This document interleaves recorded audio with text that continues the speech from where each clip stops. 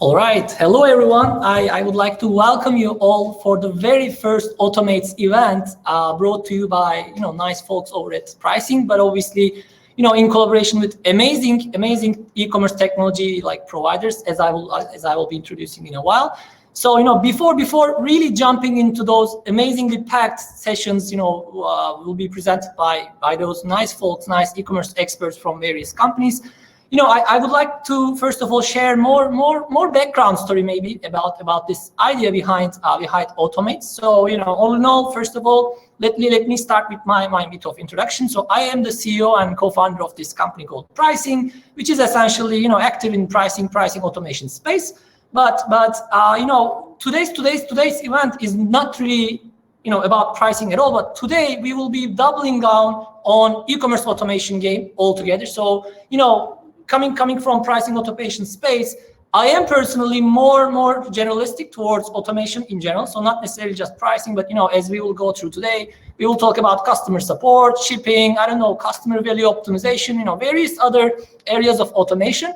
And all in all, I think one thing that I can emphasize today is that our crew, which will present the sessions today, I think are mostly on the same page for about a few statements. So first of all, we believe that e-commerce automation is not necessarily an enterprise play. So what I mean is that in order to adopt a certain degree of automation, you guys don't necessarily need to have deep pockets, deep budgets and so on. But instead, thanks to e-commerce enablement technologies out there, for example, the ones that will present their sessions to you today, you can simply adopt a certain degree of automation easily and get rid of all those terrible, cumbersome, error-prone processes right away, and get that momentum right away, so you can really see the reflections on your top line, bottom line, and so on.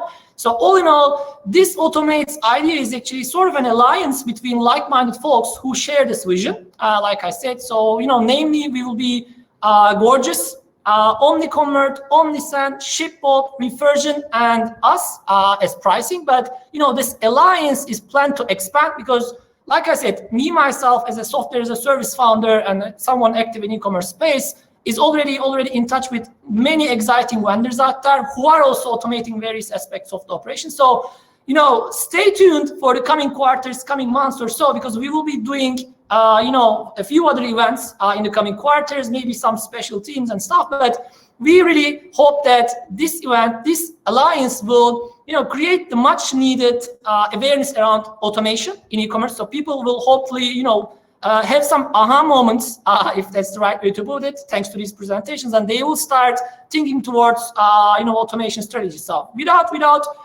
diving too much into that part, as we guys are here to just claim that we will be save time for you, we will be compact, seamless, and stuff. So we prepared 6 sessions, one after each other today, and they will be lasting about 15 minutes as a presentation part. But after each and every one of them, we will have a Q&A part. But in case we cannot respond to all the questions coming after the sessions, our team will be documenting each and every one of them, and you can expect to receive direct replies to your questions after the event on social media, email, or whatsoever. So without any further introduction, like I said, because if you leave me, I can speak about e-commerce and automation for hours or so. But let me start with the introduction of our very first speaker, Chris Lavoie, the tech partnerships lead from Gorgias, who will be talking about the customer support automation in a really basic sense. But obviously, he will dive in deep more into his speech. So maybe if we can actually bring Chris on stage, and if he can actually start saying hi to us, saying hello to us, I can leave the stage to him. You hear me, Chris? Chris, you there? You said hello in the beginning from the chat, but not there. Just a sec, guys. Just type something from the chat box in case you're having any issues, Chris. Yeah, Chris is typing. Can you invite me back, he says. So we already did, I think, Chris. The team did that. There we go. Yeah, here you go. Hey, how are you? I'm doing great. How are you guys doing? Good, maybe. You hear me okay? No. Yeah, I hear you well. How are you doing? I'm doing fantastic. How are you doing? Yeah, same here. Pleasure to have you with us. So like I said, I already took some time to introduce all of us, on behalf of all of us, and I will be just leaving the stage to you. So, dump whatever you know. We are all ears. Perfect. Yeah, so I did have a slide deck. So I don't know if you want me to share my screen or if that's already. Yeah. If you just go to this present part at the bottom, and then share that presentation, it will work. Ready. Just one sec. Sure. Alrighty, I won't be able to see everybody. I'm only working with one screen today. Yeah, but perfect. You can see that okay? Yeah, totally. Perfect. Alrighty. Well, first of all, thanks so much, Burç, for the introduction. It's great to meet you finally.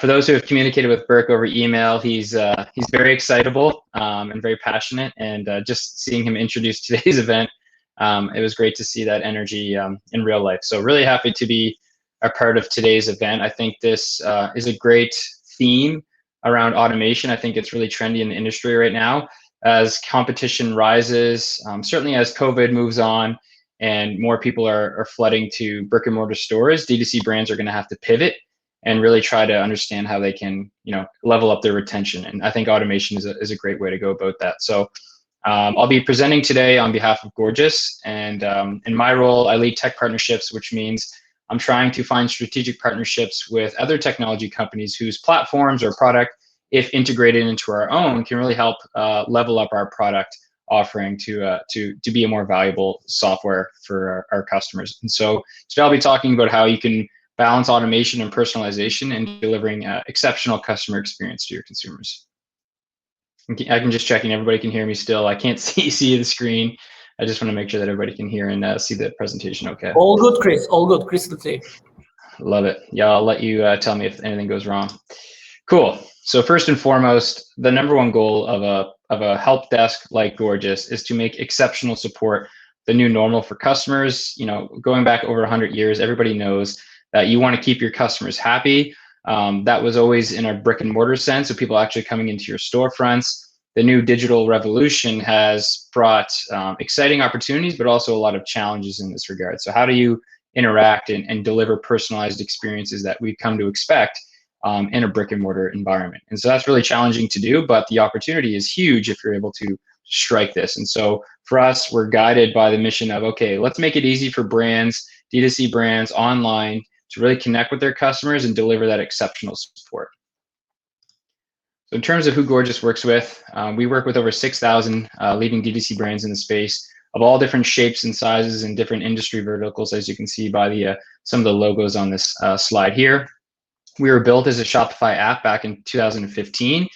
Really, we felt that there was a few other help desks in the space, but there really wasn't one that was completely built from the ground up to work for Shopify and for modern e-commerce D2C brands. And so we wanted to fill that gap. And we've since expanded, obviously. We now integrate with other e-com platforms like BigCommerce and Magento. And yeah, so we're a ticketing-based help desk platform.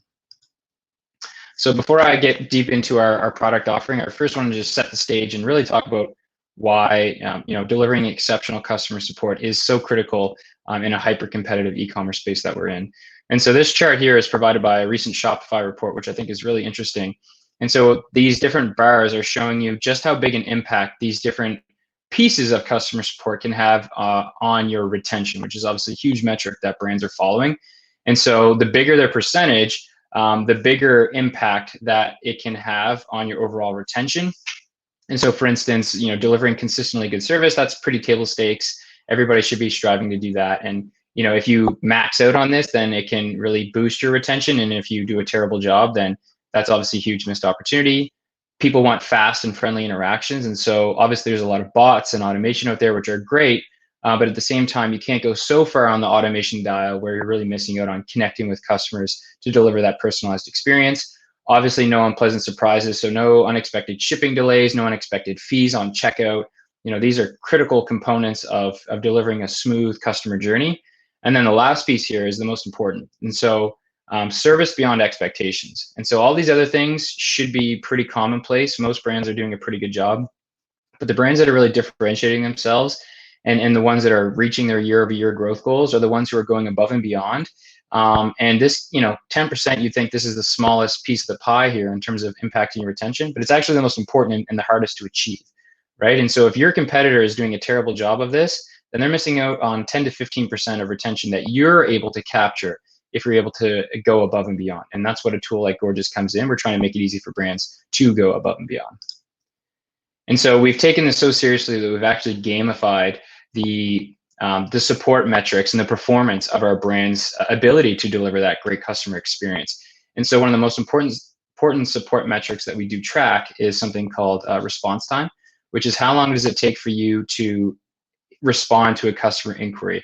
It doesn't necessarily mean that you've solved the issue, but you're at least showing them, hey, we hear you, we're here, we're going to get to this as soon as possible. And then the long story short here is that we have tremendous data that shows the faster and shorter your response times are has a massive correlation on your lifetime value and your retention and your conversion rates. And so we're taking this so seriously that we've put all of our 6,000 plus merchants into these 5 bins based on their performance, 5 being the best. And we're trying to improve our product roadmap to make it easier for brands to go from a level 1 or 2 to get them up to a 4 or 5.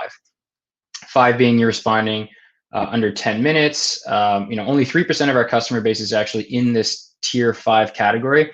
And so we're really motivated to work with our customers to try to get their performance down under the 10 minutes, which is what we've come to expect with Amazon, for instance. That's a huge advantage they have.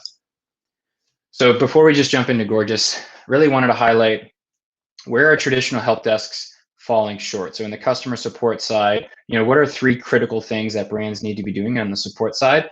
So automation, that's obviously the theme of this event. As you scale, you simply can't afford to be doing things on a manual basis. It's just going to take up a ton of time, but it's also going to lead to a lot of errors and mistakes, which can be quite costly, and it's going to have a huge impact on the experience that your customers have. It's going to really hurt your retention if you are making mistakes and failing to get back to customers in a timely fashion. So you need to be automating as much as possible. Secondly, everybody has data now. We're in a data revolution. So if you're failing to leverage that data to enrich your customer profile to deliver personalized experiences, then that's just a huge missed opportunity. And it's really going to hurt your conversion, and it's really going to hurt your retention rates. And then the final piece is channel aggregation. A huge buzzword in the industry right now is omni-channel. So, really integrating seamlessly your selling channels. So wherever your customers are, they need to be getting the same experience, whether it was on a marketplace, whether it was on your website, whether it was on social media, they expect the same thing. And if it seems disjointed to a customer, then that's going to be a big turn off. And so you'll see later on how Gorgias really is an omni-channel help desk solution. So it doesn't matter where your customers are trying to interact with your business, pre-sale or post-purchase, you're going to be right there and have all the information you need to answer the questions. All right, so that begs the question, okay, what is Gorgias really doing to help deliver that balanced CX strategy? And again, the holy grail of modern CX is a perfect balance of automation and personalization. So speed and connecting with your customers. So how do we do that? So first of all, we're like any good company, we're analyzing what our customers are dealing with on a regular basis. And so what we did is, we're a ticketing-based help desk. So tickets are just conversations or questions that your customers might have for your business. And so we analyzed over 10,000 different customer conversations to understand what consumers are typically messaging your brand about. And so you can see the different category breakdowns here. 33% of all inquiries were just simply order-related status. So these aren't super important, but they're still nonetheless important to answer in a fast fashion. So this is a great example of how you cannot be manually answering these questions. And so without a tool like Gorgias, what you'll do is you'll get these emails, where's my order? You'll have to go into the Shopify account, look up their email, find the latest tracking information and email them. That is just simply not scalable. Even as a small stage brand, you can't be doing that. And so with Gorgias, it's super easy to just wipe out this entire 33%. Someone says, where's my order? We detect that. We'll make a call to their Shopify information. We'll send a pre-populated message and an agent never even has to be involved. It'll just automatically send that person their order status up to date. And so you can just completely automate, 33% of your entire volume, which is huge. Before I move on, there's a few other key categories here that, well, in smaller percentages are still really important. And these are pre-purchase questions. So you can see product availability, product suggestion, product question, pre-order question. These are pre-sale questions. And this is a huge overlying theme for this whole presentation, which is people think of support as purely for negative experiences that happen post-purchase, but we're really trying to change the narrative. Is like, look, we're a help desk. We're directly interacting with your customers. This is a pre-sale engine as well. And so, while these question types are only in 3 to 4%, if you factor in that some brands are doing 1,000, 10,000, even 100,000 tickets a month, then these add up to hundreds, if not thousands, of pre-sale opportunities that if you're not responding to in a timely fashion, it's just missed out on opportunity. And so we make it really easy to address these in an automated and timely fashion. So just to give you a glimpse, a few of our key features that make it easy to deliver this personalization at scale through automation. Here's an example. I said someone's looking for their order status. We have what's called macros that is deeply integrated with Shopify, for instance. Someone says, "Where's my order?" Our machine learning detects that. We'll send a pre-populated macro canned response. It'll pull in all of these Shopify variables and it'll just send the message and close it. So as an agent, I don't even have to do anything to deal with that. And so that's just the tip of the iceberg. You can build these macros in so many different ways. You can actually have like HTTP type embedment in there, so you can actually take more sophisticated actions than simply just pulling information from Shopify. Another big piece is just understanding at scale via automation what your customers are actually messaging you about in the first place. So you saw that breakdown of tickets before, and so those question types are referred to as tags. And so all of our different tickets, just like a subject in an email, we have tags. And so our machine learning will analyze the script of every incoming ticket message. It'll apply appropriate tags. So it could be broken product, it could be VIP customer for someone who has a high AOV. It could be, a social media comment. And then we'll take those tickets and we'll triage it into the appropriate bin. So as a support agent, say I'm senior agent, I'm responsible for dealing with VIP tickets or really difficult to handle tickets. I know when I clock in for work and I go into my bin, then those tickets have appropriately been tagged and placed there. So I don't have to sift through thousands of tickets to say, yep, that one's mine. Nope, that one's for a coworker of mine. So it really makes it easy to streamline the responses for your ticket volume. And then moving on to the omni-channel piece, as I mentioned, this is massive. And so you can't just simply be a help desk that's answering questions by email or SMS or live chat. You really need to be integrated across all the channels, anywhere essentially that your customer could be interacting with your business, whether they're scanning for products, they're leaving reviews, they're commenting on a social media post. You want to be detecting all of that, but pulling it into the same platform and then tacking on all the information you have about that customer, say through their Shopify account. And that's exactly what we do. So a great example is Instagram and Facebook. So if someone is commenting on an Instagram post of yours, and they're leaving a really great review and they're saying, "Oh yeah, we love this brand, we love their products," we'll detect that based on machine learning as positive social sentiment, we call it. And it will create a ticket inside of Gorgias saying, "Hey, someone just left this really nice message on your post." We can see that, we can respond directly, which will appear back in the native Instagram post. And we can say, "Hey, thanks for liking our post. Here's a 5% discount for your next purchase." Likewise, we can detect negative social sentiments. So obviously you don't want nasty things being left on your social media posts. And so we're able to detect those automatically, alert a support agent so you can proactively reach out, or you can do that in an automated fashion. And then the final piece to highlight is we just launched Instagram DMs. So now we have the same feature with Facebook Messenger. Any conversations that happen inside of your DMs will also be replicated as a conversation and ticket inside of Gorgias. And so you can continue on the conversation and really drive more sales pre-sale, but also you can keep customers happy if they have any questions afterwards. And what's really key about this is for brands, certainly as they scale, the teams that you have working for you that are managing your social media are not the same people who should be managing your support and sales related questions. You want your marketing and sales or marketing team and social media team to be doing what they do best.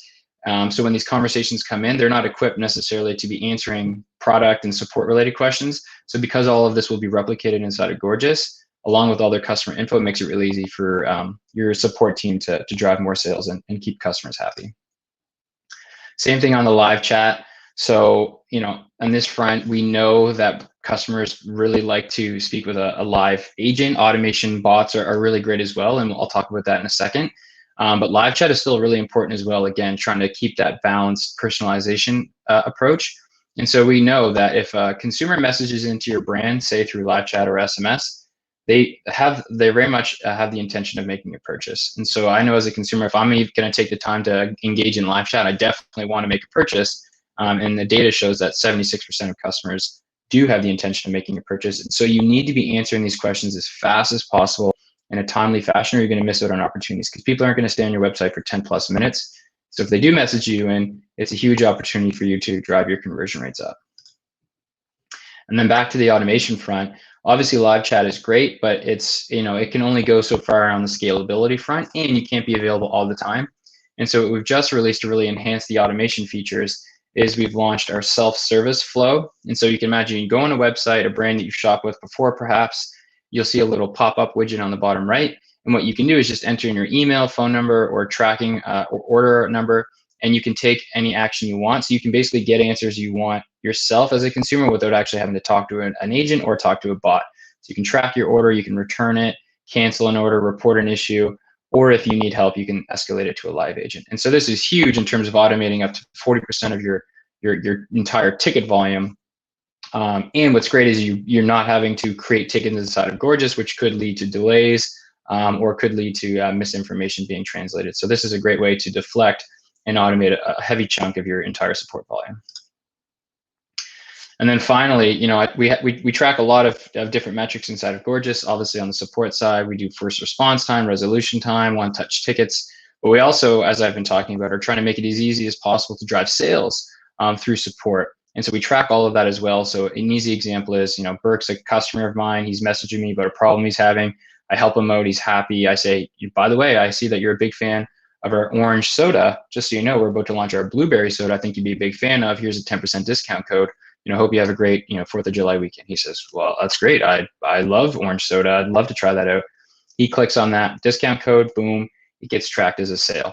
And so we have a screenshot here from one of our brands from a few years ago, where in a single day, only using live chat, not even using any other features, you're able to generate up to $23,000 in sales, again, just through live chat. And what was key to this is that a huge promotion, a ton of people were messaging them via live chat, and their response time and resolution time was absolutely fantastic. And so this has a massive impact on your conversion rates. And so this is just the tip of the iceberg on what brands listening in today can achieve as well using Gorgias. And just to wrap up, Gorgias natively is a fantastic product. We're really proud of what we've built. But when you start factoring in, the 50+ integrations and apps that plug into our product, it really transforms it into something truly remarkable. And so, a bunch of the different integrations are listed here: SMS, review, rewards. So for instance, Omnisend is speaking today. We have a fantastic two-way SMS and email integration. So a brand sends out a beautiful campaign from SMS via Omnisend. A consumer wants to know more and engage with you. Now, when they reply to that message, it will actually create a ticket inside of Gorgias so an agent can carry on the conversation. Consumer never knows two platforms are involved. But it's really unlocking that two-way conversation, which has a tremendous impact on conversion rates. So that's just the tip of the iceberg in terms of the different integration stack that we do have. And a perfect example of this is Yotpo, and this is the last slide. Is Yotpo, terrific reviews and rewards and loyalty platform.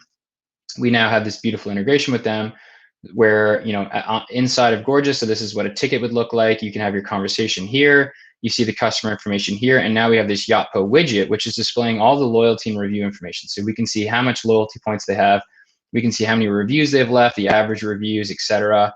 And you can even take action like reward points as well. And so this is just giving you more and more information about your customers, so you can deliver more personalized experiences, and that's a huge goal in the CX world. And that's it for me. Again, I really appreciate Burç and Prisync team for putting on a great event that we're really happy to be part of. And if you are interested in checking out Gorgias, just feel free to contact me, chris@gorgias.com. We have a special 2 free-month offer right now, which I can assure you is all you need to see the benefits of using a tool like Gorgias. With that, thanks so much. Yeah, love it, Chris. Thanks a lot. Thanks a lot. So when I just listened to all the stuff you said, I really question myself, why would someone not really use such a technology? Why would someone really repeat all that, manual, let's say, replies, etc. So especially for this, where is my order part? I mean, if that's really that clear, if that's really easy to tag that question and automate the reply, before actually rounding up this event, I spent about a month or so with actually, merchants. I spared, about 2-3 hours per week just to jump on calls with merchants of all sizes to really understand which parts of their businesses are still manual. And believe me, I mean, many of them even, said that they were all, even big companies were already saying that they were even responding to those "where is my order" questions in a manual way. So I mean, this is actually a shocking fact for me. And thanks a lot for this nice gesture of 2 months free trial, if in case people didn't really notice that. So if you probably like email Chris, it would be the best way to actually get that 2 months deal. And maybe in case the audience has any questions, they can simply drop to the chat box. I was planning to make a joke for you, Chris, by asking the first question as "where is my order?" But I will probably skip that because we already used that phrase quite a few times. So let me wait for a few seconds just to see whether we have any questions popping up at the chat box, unless we would have anyone. Like I said, I mean, people can simply drop their questions at any time they like, and we can even get back to them with the right dose of personalization, like Chris went through. So maybe via an email. So I think have one question popping up. So it's from Christy Powell. So it says, "Great insights, thanks. Here's my question. So what are the common mistakes you are seeing brands make when it comes to customer support?" I mean, it's a very general question, but yeah, what are the common mistakes? Yeah, I mean, honestly, it sounds like an easy answer, but lacking automation. And I know that's the theme of this event, but it's not just for small brands who think that they might not have the capacity or the resources to afford automation tools. It's shocking to see some larger, more established brands not utilizing automation, and they're still doing things in a manual fashion. And it's brands want to maintain that level of personalization. They don't want to sound like a robot, right? And so they're sometimes afraid to leverage and exploit the automation tools that exist. But at the end of the day, you just can't scale if you're doing so many things manually. So that's definitely the biggest mistake we see. And what's surprising for a lot of brands is it's not actually that expensive to automate. What's really expensive is to do things manually, right? And then make mistakes while doing that. I mean, I think it's the real cost, maybe invisible cost in the minds of merchants, is really the switching cost. I mean, switching from a manual process to an automation. Whereas, that's even no-brainer. I mean, that shouldn't also be a barrier at all, because that switch is also not that difficult thanks to this easy to use tools. You guys are providing fabulous onboarding, I know. So I think that's kind of a let's say wrong assumption of this, let's say, blocking. So okay, maybe just to jump on to the next session, Chris, I would like to thank you for joining us. Absolutely. And hope to see you again in the hopefully like coming months, quarters or so, under the very same team, but maybe with other insights. Have a great day. Stay Amazing. safe. All right, thanks so much. Take care, everybody. Hope you have a great session. Cheers. Bye-bye. Okay. So after Chris, now I would like to, actually we just needed to have a last minute change. So in case you have seen my social media post, or maybe our team or other companies post, today's speech from Omniconvert was supposed to be made by Valentin, the CEO and co-founder of Omniconvert, but they had this kind of last minute change. And fortunately, let's say, I will be joined by my CLV lady, as we know her from LinkedIn. So Juliana Jackson, the fresh, she will probably go through that as well, but she just became the Chief Growth Officer. Hi. Hi, Juliana. How are you doing? I'm fine, man. I was ready to watch this conference in the audience with everyone else, but I'm excited to be on this side as well. Really good to see Gorgias' session. Mm-hmm. But Burç, think about it. We met like 2 years ago. Randomly. I was doing my first interview with someone. I was bad at it, but like ever since then, it's been super crazy for me. So I'm really excited to be here. I think this is an amazing event. Yeah. Yeah, I know you guys also love automation, and that was actually what brought us also together, like we said, 2 years ago in Bucharest. Valentin invited me for your, I think, reveal launch. The Adapt, it was actually the machine learning one for personalization. Yeah. Okay, cool. So, Juliana, I will be leaving the stage to you. So just like Chris, I know that you will be, demonstrating amazing insights to the audience that's watching us. So, you have the stage. Go ahead. Cool. Let me see how I'm gonna share my screen. Cool. Got it. Yeah, you'll crack that easily. Yeah. Yeah, I haven't used this bad boy. Okay. So I know Valentine's session was 15 tactics to improve customer lifetime value. I'm gonna name it tactics to improve customer lifetime value because, in my opinion, there's also when you're talking about automation, it's not only the structural part, the software architecture. It's also what you think about, behind the automation, because there's so many technologies today.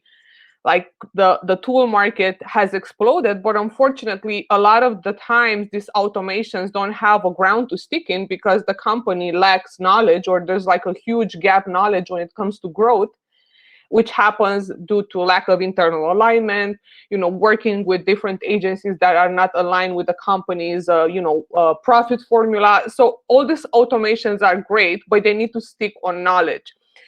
So this is me. I'm Juliana. I'm the Chief Growth Officer for Omniconvert. Yes, I was just recently promoted to this position, and my industry nickname is the CLV lady, but I wasn't always the CLV lady, and because I wasn't thinking about customer lifetime value as much as I'm thinking today. A few years ago, because for me, a few years ago, the way I was seeing growth was traffic multiplied by AOV multiplied by conversion rate, and that's how I was, thinking about, growing a business. I was thinking about doing ads. I was doing, testing and experimentation on the website, and customer lifetime value was probably one of the last things on my priority list. However, the more I, but for the people that don't know, we used to do conversion rate optimization. So working with so many agencies and clients in conversion rate optimization, we were seeing that projects die after 6 to 9 months, because there's no way you can grow a business to be profitable if you focus only on what happens on the website and you do not take into consideration the whole customer journey. So then once I, had this aha moment that, customer lifetime value should be on the top of my priority list, I had to rethink the whole way I do strategy for e-commerce brands. So I think in the last 2 years, I've spoken to more than 600 e-commerce brands all over the world. And I've noticed two big patterns in it. There's the low-hanging fruit guys, and then there's the big fish. The low-hanging fruit guys are the ones that, want to make a quick buck. They just want to do small adjustment. They don't like long-term, investment when it comes to their store. And they're just doing ongoing iterations, most of the times based on guessing. The big fish are the guys that actually they have a purpose. They're a purpose brand. They want to make a difference in their industry, and they want to grow in a healthy way. So they're thinking always about how to structure the way they're making money, about processes and resources allocation, and about the customer journey. And the low-hanging fruit, CVO method for the companies that exist like this, because it's always going to be, different companies that grow in different ways. But for these guys, the CVO is very method is very simple. You just basically have to find out what it hurts most, apply a prioritization model with low effort and high potential and consistency in execution. So for instance, if you have an issue with, first-time buyers that they don't return, you should probably think about the different type of onboarding, and you avoid that drop after the first order. But today, I don't want to focus on those guys. I want to focus on the purpose brands. I'm thinking that if there's some e-commerce brands watching this right now, you want to know how you can make more money and how you can save more money. So I want to talk about these guys today. So one of the automations that I promote a lot in social media, as the people that follow me know, is to how to tune the campaigns to the purchases cycles that you have inside a company, because you have to tune them very well to match the customer life cycle. So in Reveal, it's actually probably the first conference where I speak about the tool. I never speak about the tool, but in our app, in the Shopify app Reveal, we have these data points that we're looking at to understand what's the customer life cycle. So this is an automated system that calculates the average days between transactions and how many of the customers place orders in different intervals. So knowing this information about how the customers buy, you have to make sure that you automate the way you send emails on those time intervals to make sure that you are tackling issues such as dropping of the customers, friction when it comes to purchasing the second time. And also, it's about how you onboard these customers, like confirmation emails, shipping details, upsells, and thank yous, and product recommendations. So you have to make sure that you always take into consideration your customer life cycle. It's not going to be the same for everyone. Some people have life cycles of 30 days, until the second order is done. Some people, if they're selling subscriptions, they have 60, 90, 100 days. If they're selling subscription and one time is 30, 10, and 60 days. So you have to make sure that the data points that you have are set up right to make sense for your business. And through the integration that we have with Klaviyo, all of these segments appear there, and you are able to treat these people, based on what's their position in the customer life cycle. Another automation that we're talking about today is how to acquire more power customers. But, in simple languages, how to lower your acquisition cost by acquiring customers that bring more value to your business. So you always see that the share of revenue of existing customers is always going to be higher than the ones that purchase only one time. I mean, honestly, in e-commerce right now, there's very little brands that get their money back after a customer just buys one time.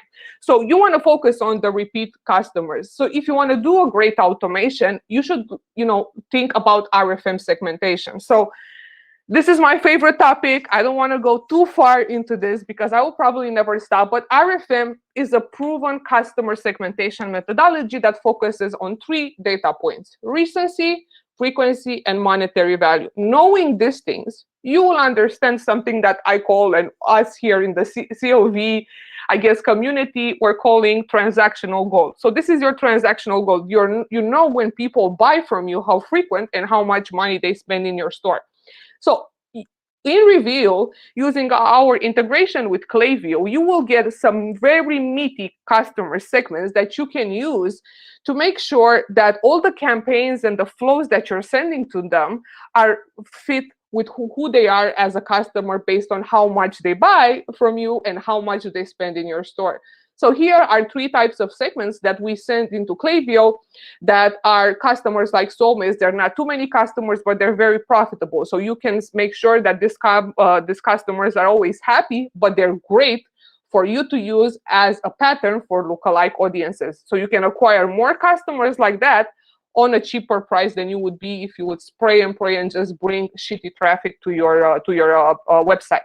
And then it's the potential customers. They buy often enough to become lovers. So these people need a bit of nudge in your email flows automations to make sure that they get on the right side of your business, not on the churn side.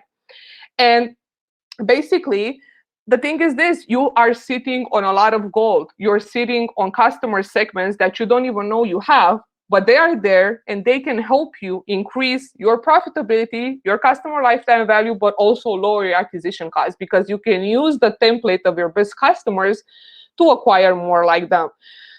And when you do acquire them, we call these guys the ICPs. When you acquire your power customers, your valuable customers, your ideal customer profiles, make sure that when they get to your website, you don't hit them with poor customer experience or with bad user, experience on the website. Because your power customers, the customers that have the most value to your business, are the ones that you need to keep satisfied. You need to keep them with you over time, but you also can use them as lookalike audiences. And the way you do it is very simple. We have the segments already done in Reveal.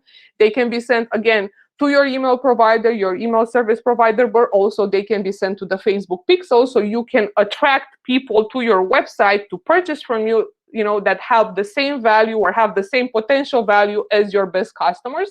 And again, you're going to pay less on ads. Like, let's be honest, we are spending Bitcoins on ads. I have some clients that are killing me with the ad spend. And unfortunately, it's not, always, the money, the ROI is not always positive. So if you're tired of spending shitload of money on Facebook, use your best customer segments, send them to the Facebook pixel and acquire more like them.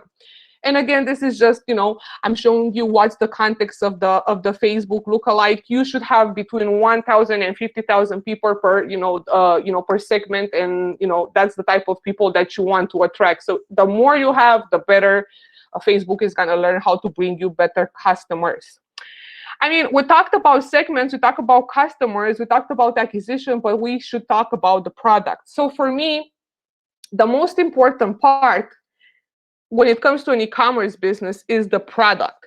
The product dictates your customer life cycle. Your product dictates the way people buy, the purchase frequency, the average order value, and it dictates the way you are running your business. So if you're selling something that is consumable, that needs to be replenished, if you're selling subscription-based, you are desperately in need of retention strategy and, of course, lower acquisition cost. But if you're selling just a low frequency product like a mattress or a refrigerator or something that should, it's how many refrigerators someone needs or how many mattresses someone needs. In that case, your focus should not be on retention. Your focus should be on word of mouth, and it should be on acquisition costs and acquiring better traffic. But the product sits at the middle of it. So you have to make sure that you constantly do research to understand what are the top products in your customer database. Like, what are your soulmates buying? What is the product that makes people happy, that they come back and purchase from you again? Or what is the product that really churns people? We have seen a lot of brands that were having huge revenues from different products because the product was sold. But unfortunately, the customers that bought that specific product were churning instantly, and they were not even giving the brand a chance to buy from them again because the product was shipped. And usually that happens because brands do not measure the Net Promoter Score. And I'm going to get to that part as well. So in Reveal, we have this product optimization part where you can see which are your top products, which are your lowest performing products, and which of your segments are buying them. And this can help you also improve the way you're doing email marketing, improve the way you're doing website personalization, and improve the way you're doing advertising and recommendations. So let's say we figured out your customer life cycle. We figured out, how to automate your customer segments. We figured out, what are your products. How are you going to delight the new passions? So I call the new passions your customers that you just acquired. I call them as the clean slate. This is the people that you have the chance right now to not fuck it up with. So if you have acquired customers that have a high recency, so they are at their first or second order, they have a high monetary value and a low frequency because they just purchased from you, you have to make sure that you really go the extra mile for these guys, because your focus, I love this guy, BJ Fogg, me and Valentin are obsessed with him. You have to make sure that you create an environment for these people to be able to create the habit of buying from you. And the way you do that is to understand how these people are going to move over time in your customer life cycle. So as you can see here, we are having 30, 90, and 180 days. They can go anywhere. But if you focus on automating a great customer journey for these guys based on qualitative data that you can get from the Net Promoter Score and the quantitative data, which are the segments that we already sent to your email provider, you can put these guys on a journey that's meant for them, and you have the chance to get them to become a soulmate. You have the chance to have them with you long time and profit based on these customers. Because let's be honest, guys, you guys like to really acquire customers, like shitloads of cohorts of customers. But honestly, e-commerce kind of sucks at retaining them. Like, we did this research on 1,500 e-commerce brands, and the average retention rate in e-commerce is just 23%, meaning that all the companies that acquire customers that we saw are losing 75% of them after one order. So this is an industry problem. And usually this happens because it's a lack of transparency when it comes to shipping times. There's problems with the customer experience. There's problems with the customer support. And it's a problem with the lack of automation. And that's why Burç made this event today. You guys have to automate everything, but you have to have a strategy behind all this automation so they can make sense. Because otherwise, you got to think, like, you're investing, I don't know, $200,000, and I know brands that spend $200,000 on a month to get new clients. You get 3,000 clients, but from them, only 20% buy from you again. So it means you're not making your money back. Like, you won't. A lot of people are running on negative margins because when you do this, most of the companies just look at how much they spend on ads. But honestly, if you start to take out all the acquisition costs that you guys have, you're going to be very, very scared of the results, because the acquisition cost is not just how much you spend on ads, it's also how much you pay the salaries of your team, your overhead, your tech tools. Everything is in your acquisition cost, and even the cost to serve customers through your customer support. So you have to make sure that you go from a spot where you are in the knowing of what's happening with your business. And that is the NPS part. So I actually just released today the ultimate NPS guide for e-commerce. For who wants to get it, it's free and gated. I'm not collecting any data. Just hit me up on LinkedIn. I will send it to you guys just so I can give you a short version of this part with the NPS. A lot of people don't know NPS, and the people that, and then there's people that are talking shit about NPS. And usually those people are the ones that do not know how to use it, when to use it, and how they can create some sort of return after using NPS. So in our case, also, if you guys want to download this, I'm going to send this presentation to Burç afterwards. It's a simple guide for you to use the Net Promoter Score. But I want to stop for 1 second here and tell you that most of the e-commerce companies if they are tracking the Net Promoter Score, they're only doing it post-purchase. So if you want to do the Net Promoter Score right, you have to do it pre and post-delivery, because pre-delivery, you create expectations in the people that are buying from you, from your ads, right? Your whole marketing. So people buy from you, and then they're expecting your product, and then they get the review, email that you guys sent, but they didn't receive the product yet. Like, how many times did that happen? Or they receive a message to review the experience with you, even though you have a huge support ticket thread with that same client. So this happens because lack of automation again. So the way we work with this in Review is that we collect the Net Promoter Score pre and post delivery. We send that Net Promoter Score to Gorgias, for instance.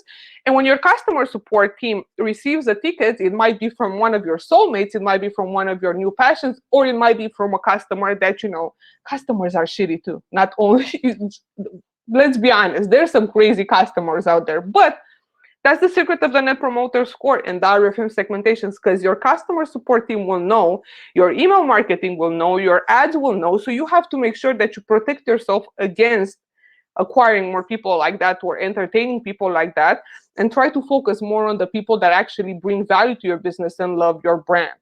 So talking about customer support, as I said again, you got all these cool people that I know that there's so many e-commerce brands that have a huge community of happy clients, but are you really treating those people as they deserve?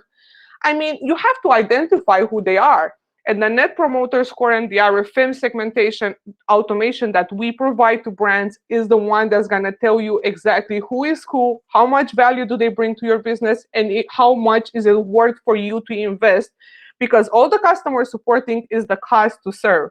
And the cost to serve, again, adds up to your whole acquisition cost. So unless you want even more negative margins, you have to identify who your customers are early on. You have to trigger special treatment experiments on your website for them. And this is very easy to do in Review, because we have a tool, a part of our tool is also personalization and website experience and A/B testing. So all your customer segments and the Net Promoter Scores are going to be available for you. And you can create different landing pages and different website experiences for your customers on all the channels. And as I was telling you guys, it's very important to know who these people are. And then you will see, like, for instance, you have the Shopify group of soulmates. You can put, the RFM score. And then when these people get on the website, then there you go. You have a personalized experience based on previous purchases, based on, their RFM score, based on the Net Promoter Score. Like, this is the way Big Fish, the big guys, and the purpose brands do it. That's why, like, a lot of people are looking at the Zappos or other e-commerce brands and they're thinking like, oh my God, how are they doing it? I mean, it's very simple, actually. You just have to, have a strategy. You have to have some objectives behind it and then set up those automations. And it's simple. Concierge support, early access, loyalty benefits, promotions. You have to be creative. Like, look at what's happening right now in e-commerce. I promise I'm going to be done very fast, Burç. I know I talk a lot. I'm trying to temper the information that I share because I'm so passionate about this. I know. Oh, yeah. So now, because I'm wrapping up, I'm trying to go at 1.5 speed through this. You have to make sure that no matter what you do, you plant the retention seeds very fast in the customer journey, and you should start with the thank you page from when the people purchase from your website. And the way you do this is, you have to think about, what do these people want to know when they buy from you for the first time? So, I mean, how many times you guys just purchase something on your phone because you just, you felt in that moment that this is the moment when I have to buy. And after you purchase, you get like this buyer remorse, and you're thinking like, oh my God, was this a good decision? What if they don't send me the product? When will I get it? What if I want to return it? Like, a lot of these questions are coming, but almost all the thank you pages suck. They have only like, thank you for your order. This is your order number. In case you need to help, you need help, just reach out to us. And then the people didn't even just like the dye didn't even dry on their credit cards, and you're just trying to sell them already. And it's crazy. You need to stop doing that, because this is the place where you have to make sure that you create a connection, because these people right now are having the thing called buyer remorse. So you have to automate the thank you page, because these are the things that happen there. From a psychological perspective, there's a lot of cognitive dissonance moments, like, you resent the product, you regret it, you're thinking that your husband is gonna kill you because you spent $200 on random shit or makeup. And how do you do this? You just have to create an emotional connection with these people, and you can probably do, drop some client testimonials. You can give them an estimated delivery time, a real one. You can point them to your return policy. You can point them to product reviews, different, things that can give them that trust that they need. So you have to make sure that you map these moments very well. And the way you do that is through customer surveys. And again, another thing that you can automate. And based on those responses, you create a different type of journey to make sure that you build trust with these people from the first moment they buy from you. And this is an example here of people A/B testing different stuff. So Max says, on their thank you page, Cynthia, you are seduced. Complimentary shipping on all orders. They're showing you, different types of stuff. And honestly, this is a cool one. But look, this is how Nike does it as well. It's not that much things that people try to do to make sure that you are feeling comfortable. Like, of course, you will trust Nike. Nike is a huge brand, or Mac is a huge brand, but you guys might not be that. You guys might just be starting. So you have to make sure that, again, you build trust with your customers. And all these things are very cheap and easy to automate, and it won't take you too long. And it's a great return of investment, because you will start building a relationship with clients early on. And you got to make sure you make these customers feel good about their purchase and give them clarity what's happening next. And you have to plant the seeds for the future orders. This is the way to go, guys.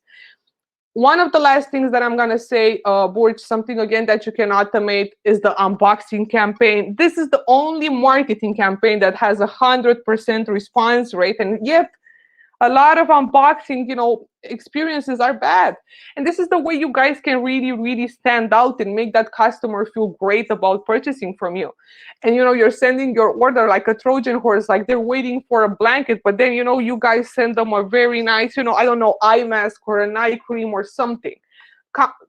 Clients like this stuff. Like, we want to be connected to you guys. So think about inserts.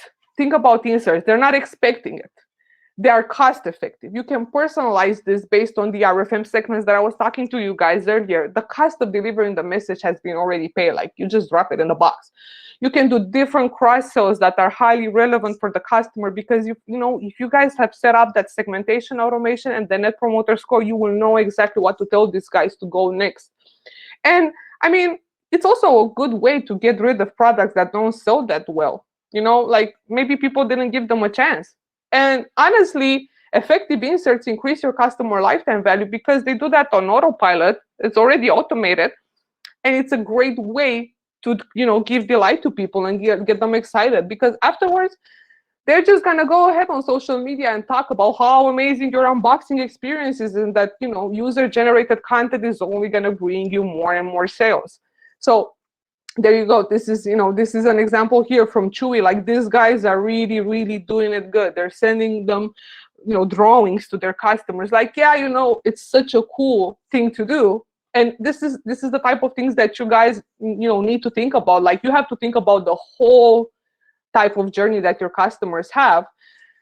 I'm not gonna go through this, Burç, because I know I'm way past my time, but you guys have to create all the scenarios in your head to improve the customer journey, to make sure that people are gonna come and buy from you again. And the way to do this is by analyzing all the touch points that you have with your customers. Get rid of the useless shit you send them. All those campaigns and flows are not worth it. You have to make sure that you are educating your own customers on how to get the most value out of your product. You have to plant the seeds for the next purchases and position your company and make sure that you treat your customer requests properly and prevent churn by offering relevant experiences to your customers. And for whoever wants to go through this, I'm gonna send Burç this presentation. I think I'm way past my stuff, but guys, customer value optimization is awesome. So instead of being the hyenas in your customer's inbox, be this nice, cute squirrels that people are excited to talk to, because to change your customer behavior, you must change your company behavior first. And nobody said that, but I did, so you better believe me. And I'm done. I'm done. I'm sorry. This is my favorite topic in the world. Yeah. And I just get passionate because this is the future. So you guys really, really, really need to invest in your customer experience. And it's so easy and cheap. That's it. I'm done. I'm sorry. Awesome, Juliana. You know why I didn't want you, want to cut you, because I have been you multiple times during these presentations. So I have been really in your position, way went ahead of my time because of this enthusiasm. We I think both share about, not necessarily about our products, but about the industry we are in. You are also really, how to say, active and proactive in merchant communication. So I also love to jump on merchant chat. So you're also really in touch with all those merchants. You love their stories. So I really didn't want to cut you, in between. And I think we will be managing the rest of it, because like I said, for the guys who will be also watching out, Omnisend, Refersion, and Shipbob's talks, I will be putting myself at the very end of the flow. So I will be the late guy, because I will be here anyways. But for me, Shakima from Refersion and Kevin from Shipbob won't be waiting any further. But I'll let you guys do your thing. Yeah, I'm sorry. No problem at all. But one thing I also want to emphasize about what you all said is that I think in between you said something like people shouldn't really think about automation for just the sake of automation in a way. So because it's also not the smartest way to go after. But I think, while we were also building this alliance crew, I also noticed that all these, tools, all these vendors also share one perspective, which is, I think we are all, evangelists of data-driven or maybe analytics-driven automation, rather than just like automation, which is like a robotic stuff, etc. But, your product has a lot of analytics capabilities, which basically drives the rest of the maybe easy to handle automation bit, but without this analytics bit, the most of the stuff is missing. And I think this is true for Gorgias as well. So those guys are also analyzing a lot of stuff, so you can react upon that. But I totally agree with that. And maybe for the coming events of AutoMates, etc., we should have maybe more inclination, more maybe emphasis on analytics part, data-driven part. But education, man, that's everything. And I just want to give everyone here access for free to a version of the customer value optimization methodology. I'm gonna drop the link here. This guys is free. Check it out. It's gonna be like a 1-hour version of deep analysis on how you should go about your customers. An exciting event. Thank you for having me. I'm sorry that I went. Yeah, you had enough screen time, I guess, Juliana. We'll be skipping the questions parts, but if anyone would have questions to Juliana, please drop them on the chat box, and maybe she can directly ping you on LinkedIn and reply to you. Thanks a lot for joining us, and say hi to Valentin and all the team. Ciao. I will. Bye. Bye. So now we will have Kevin hopefully joining us. I already wrote to him on the chat box saying sorry, but yeah, he will be just joining us in a minute, I guess. So let me know when you are in, Kevin. Sorry, it's George. So sorry. It will be George from Omnisend. So I was actually thinking of of whether Omniconvert guys had any integration with Omnisend, but I guess no. And in case they had, maybe Omnisend guys would have considered killing it after Juliana's maybe extensive speech. But anyways, I'm just kidding. Hi George, how are you doing? Doing great. How about yourself? Doing fine. As you can see, chatting about e-commerce automation, one of my hobbies, if that's the right way to put it. But yeah, like I said, sorry for keeping you wait. So without maybe going, too much into the introduction part, etc. But maybe just doing that a bit instead of not doing that. I'm really happy to have you guys as part of the alliance because I also posted this on LinkedIn. I personally really love Omnisend as a company because I think our company and your company sort of share some sort of similar nature because you guys are, like I said, coming from Lithuania, which is relatively a small local market, but you guys are selling, your services to, all around the world. And we are also coming from, for example, Istanbul, Turkey, and we are doing the same. So I also know that, for example, our sales teams also are in touch with each other. So they meet once in every month, exchange ideas and stuff. So I think we sort of have this, natural click. And, I think this AutoMates event is actually one step further in that direction. But yeah, I'm super happy to have you joining us. The stage is yours, man. Yeah, thank you so much for the warm introduction, and just thrilled to be here, with this amazing panel, and here to talk a little bit about email automation flows to increase e-commerce revenue. So a little bit about myself. My name is George Moser. I'm the manager of the customer success team here at Omnisend. And if you're not familiar with what we do, we're a marketing automation company that allows e-commerce brands to boost revenue and retention through the use of email, SMS, push notifications, and a lot of other ways too. So without any further ado, I'd love to just jump in here. Perfect. So before we get into some of what the highest performing automations are in terms of generating revenue, I want to highlight how automations actually impact revenue and why this kind of marketing communication creates massive lifts in revenue. So first, as you can see, it creates relevancy, right? Automations, they're timely, they're personalized, they're hyper relevant based on each of your unique subscribers. So there's a lot to be said there.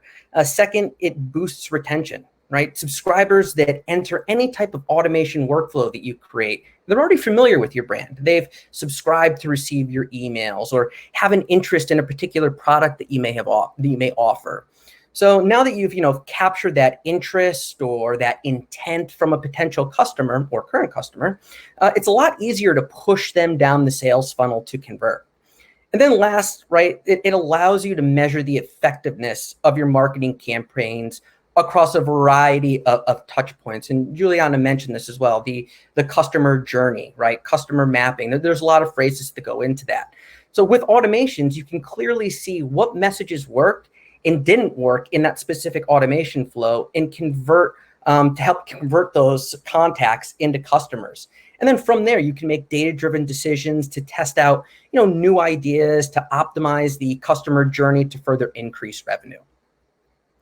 So let's dive a little bit deeper into some analysis. So right here, what you can see, Omnisend created this report that we did back at the end of 2020 with our 50,000 plus clients. And we came up with the 7 most common and effective automations that are all listed there. And you can see there's a variety of metrics from opens to clicks. But for the sake of this conversation, it's really relevant to talk about conversions.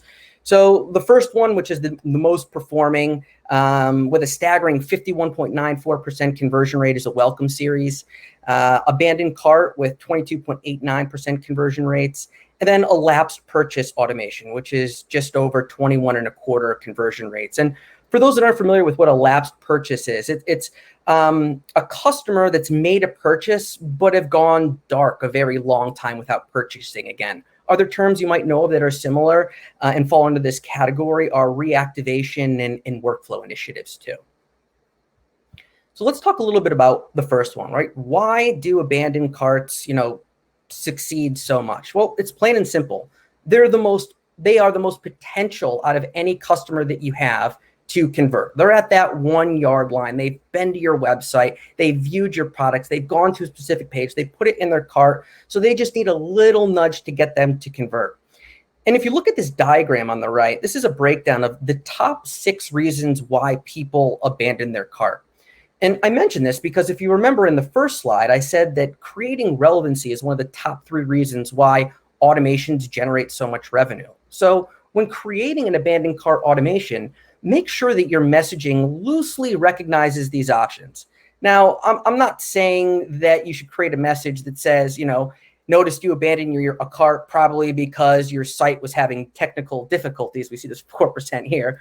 By no means am I saying something like that, but maybe shoppers are comparing prices with other brands, which is very common, right? So maybe creating some sort of messaging in that automation, like, are you still interested in this product? And we've been in business for 20 years and just received a customer satisfaction award, right? That adds a lot of value and reassurance that you're not just in this to sell the cheapest products possible, if that's not what your goal is, but you've been around a long time, a couple decades, and you care about the quality of your products and customer satisfaction. So that's a little bit of insight there. Now let's talk about welcome automation. So first thing this really does, why this works, is it builds credibility, right? We live in an age now where more and more people are buying online and less people are going in stores and making purchases. So with that, we've kind of lost that personal connection that's built when you have that direct in-person relationship. So sending something like a welcome automation is a fantastic way to build that trust and prove your legitimacy as a brand. Education is huge in terms of this. These are people that have just become familiar with your brand. So one of the things I preach to my clients is that you don't want your customers to consider you to be a website that just sells products. What you want is them to consider you to be a brand. A brand is really big, really brand, like, it has a lot of trust and credibility, like we talked about in the first point. But people are interested in seeing what these brands have to say because they generate a lot of initiatives just outside of selling. They are selling more of a way of life or a vision. So telling stories to educate on what your brand is and what your brand story is about is a great example of something to use here. Maybe you were on Shark Tank and funded by Mark Cuban. That's a great story to talk about that your customers would want to know about. If you sell pet products and the founder came up with the idea for your company based on an idea of walking his dog, that's a cool little insight that people would want to know about.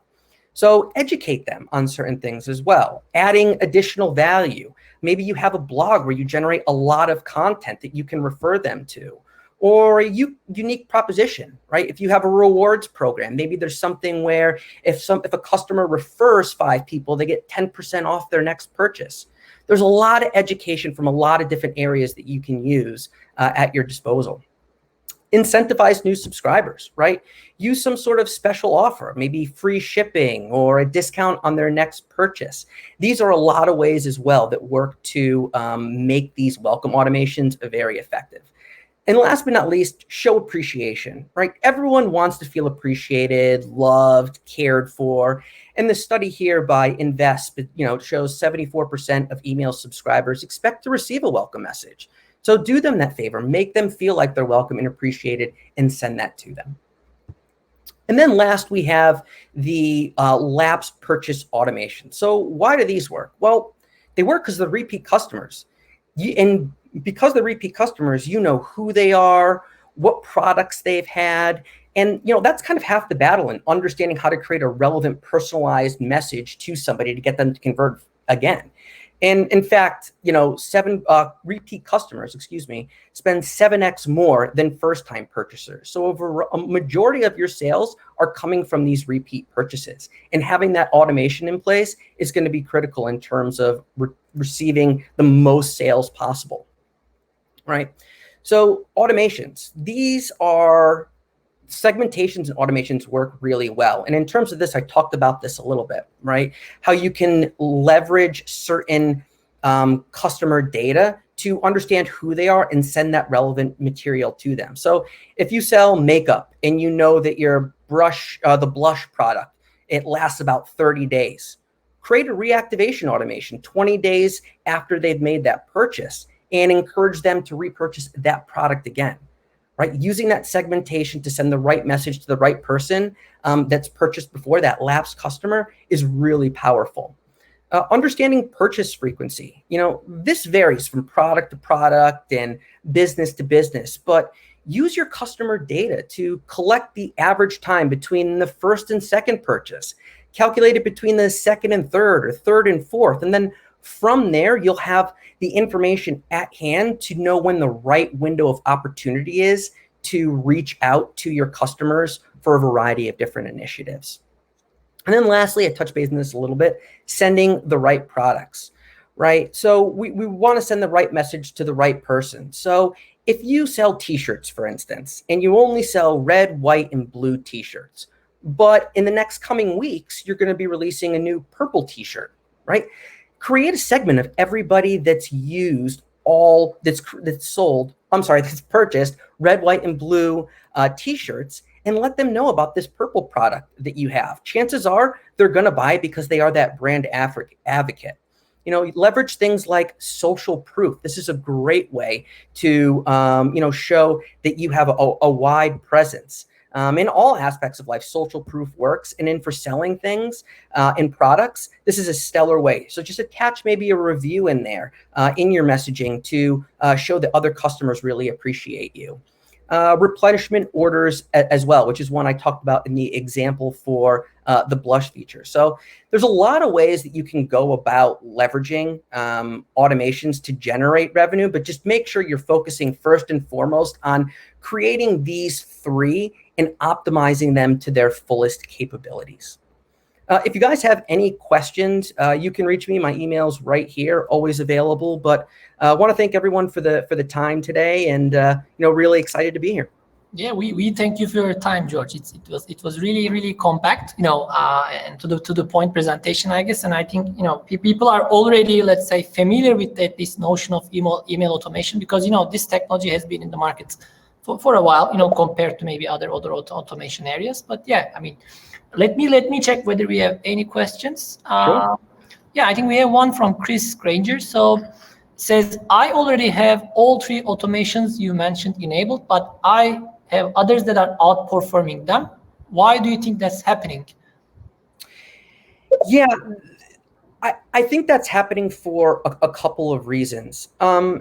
I think the first is those automations that you currently have are not fully optimized. I am a very, very big fan, and I talk to my clients about this all the time. A/B test. Make sure that what you have is working, because chances are that's the reason why you're not seeing the success that I shared in some of those slides is because of that. So maybe revenue's not high enough because you're only sending one email in an automation. Make it 2 or 3 every couple of days. Change around a subject line, change the call to action, right? We have iOS 15 coming out, which is removing opens altogether on those devices. So, using other metrics like clicks and conversions are going to be really powerful, and let that drive you to making changes. But don't just make a automation and set it and forget it. Give it a couple of weeks, collect some data, and then make some decisions to go there. Yeah, cool. So maybe I can also use my question credits for your session, because I never asked my questions beforehand. But I was already planning to contact you guys actually with this idea. But I was wondering whether you have also done something like this in the past. Have you ever considered segmenting your merchants buyers with respect to their pricing related purchases? So I mean, for example, if you could have known, at least in your product, whether a product sold is, let's say, competitively priced in the market or whether it's actually premiumly priced, have you ever considered segmentation around this? Around what other brands? No. I mean, what I mean is that, for example, let's say there is this customer segment of your merchant who are typically responding to discounts when they are maybe emailed. So they always typically buy when a product is relatively cheaper than the competition, but when it's, for example, not really higher than the competition, like you said in the abandoned cart case. So have you ever considered adding any kind of signals, data points with respect to competitor prices into Omnisend? Because this is absolutely a biased question, because this is basically where I'm coming from. But I'm also curious to know whether you have experimented around that idea in the past. We haven't really.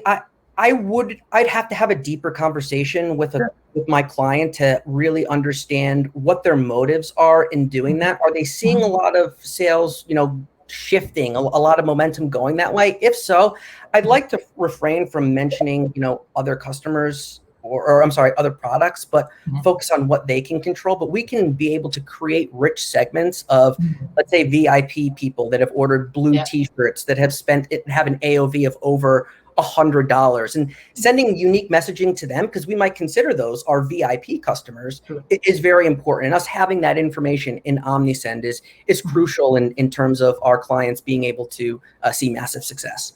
Does that answer the question? Yeah, totally. Like I said, I think this definitely requires some deeper conversation, and I think maybe your clients might have not really, come to you with that inquiry, but this is something that we receive, quite often. So we have, for example, an API which actually can deliver all this data at product level, so that maybe we can integrate with, I don't know, Omnisend and actually segment those buyers accordingly. So you can say, for example, the segment is always buying when a product is in discount, cheaper than competition. So instead of actually marketing all your discounts to all your customer base, because the others would still pay the premium, so why would you leave money on the table, for example, for the other segment? I really believe in this, and like I said, I will be probably not maybe directly in touch with you, but maybe after a while in touch with you. But I'm also kind of a product geek, so I'll be happily pinging your product team as well, I guess. Yeah, and feel free to reach out to me as well. And you make a good point there, right? You don't, if you have a special offer that you're sending to your customers, you don't want to send it to everybody, right? Use it strategically. Don't leave money on the table. And this is another thing I preach all the time. So in an automation, right, leverage the first 2 emails without any offers. Then maybe in the third email, if they haven't opened or they haven't clicked, use that engagement or use that disengagement to then send them a discount. Use that incentive wisely. If you can get away with, saving yourself some extra money, go ahead. That's a great way to do it. True, absolutely. So we also have one question from Alfonso Castaneda. He said, I think it was for Chris. He mentioned Chris, but maybe it's for you. I'm not sure. So let's read it out loud. Is it possible to know which are the others that are outperforming? I think it's interesting to know which ones and probably by how much. So is it any relevant to you? You think, or is it for, maybe if Alfonso can explain whether this is for Chris from Gorgias or it's for Chris. Okay, I'll pass to him. I mean, in case George cannot answer, obviously, but yeah, maybe let's move on with John's question. John Peden, are A/B tests relative to different campaigns in same criteria? It depends how you would define that criteria, but when it comes to A/B testing or conversion rate optimization, you do want to focus on small changes first. So don't test out the subject line and then the content. It's going to be really hard to understand that sales, for instance, were directly attributed to one of those 2 things. I hope that answers your question. Yeah, I think John would agree. Okay, George. So maybe without keeping Shakima further, I would really like to thank you for your time, and thanks for waiting, and sorry for the delay a little bit. And again, like I said to all the other folks joined us so far, I mean, I really hope to see you again in the maybe coming events or other collaborations with us, because I know you guys are quite active in this automation space with respect to email and SMS automation, and I believe people will be seeing your face again at our coming events. But thanks a lot for joining today. Stay safe. Thanks again for having me. Bye, everyone. Bye. Okay, so I think if my colleague can invite Shakima, I think we will just have her in time, by postponing my session right at the end of AutoMates event today. So let's wait for Shakima. Yeah, here she goes. Hi, Shakima. How are you doing?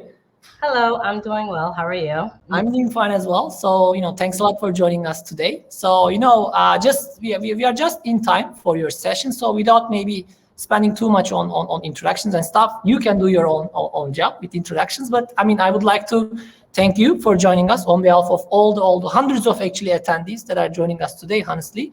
So yeah, the stage is yours. We look forward to hearing what you have to say. Thank you. Thank you as well for having me. I will just, of course, get my presentation ready. And actually, I have to switch back to share my screen. Actually, I can share a PDF.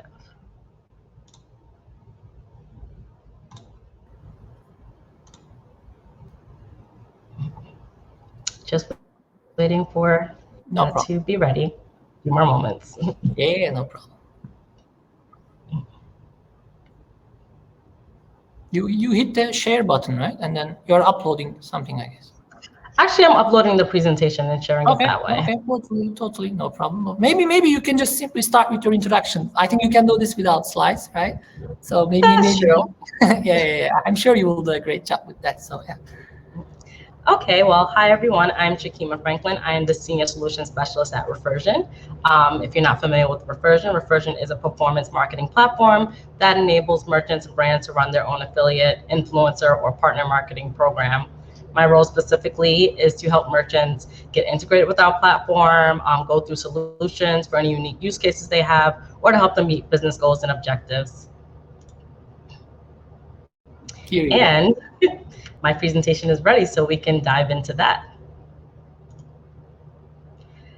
All right, well, today I'm going to talk to you about how to optimize your affiliate marketing strategy using a performance marketing platform. But first, let's talk about affiliate marketing as a whole. Affiliate marketing is a type of performance-based marketing in which individuals or companies promote a product or service for a brand in exchange for a commission. There are, of course, three parties involved, which is the brand or your e-commerce business that has products or services that need to be promoted. The affiliates who promote to their audience using tools provided by the brand, such as a link or a coupon code to their audience, and their audience who then eventually becomes consumers of your brand once they're referred by an affiliate and they make a purchase or take a specific action on your website.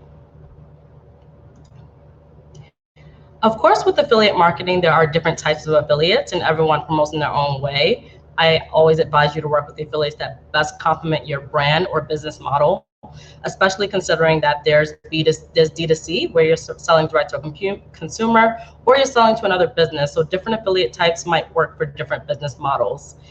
Here I've broken them out into 4 different categories, starting with social media influencers. Of course, you see these people everywhere. They post on social media. They might be on YouTube. They might be doing a podcast. This might work really well if you have tangible products like bracelets, clothing.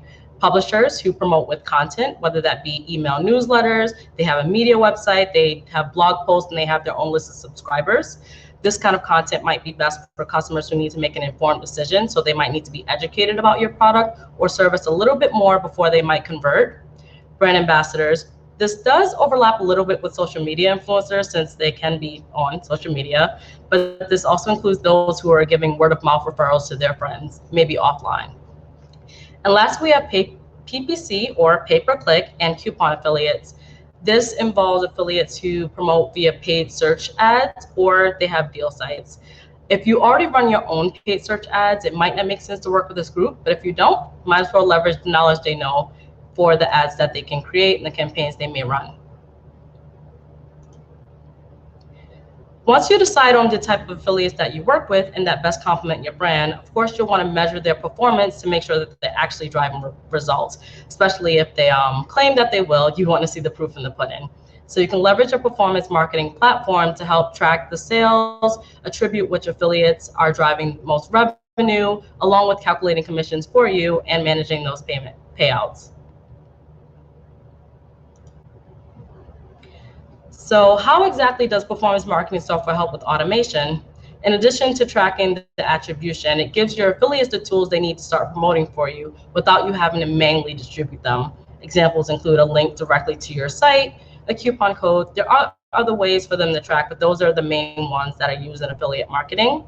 With the performance marketing software doing a lot of the heavy lifting on the automation side, this gives you an opportunity to take your time back. So instead of going through spreadsheets of all your orders, looking at what coupons belong to which influencers, how much commission belongs to them, how do I pay them, you can take your time back to do other things because the platform's taking care of that piece. And of course, it allows you to get real-time insights because every sale that's tracked, that's referred by an affiliate to a customer, and that comes through as a conversion, you see exactly who referred it, what that revenue was, what the customer was, as soon as it happens. And then lastly, you can scale your program because with the tools automatically being given to the affiliates for them to do their work, you're not manually doing that anymore. And you can onboard more affiliates at a faster pace and of course in larger scale.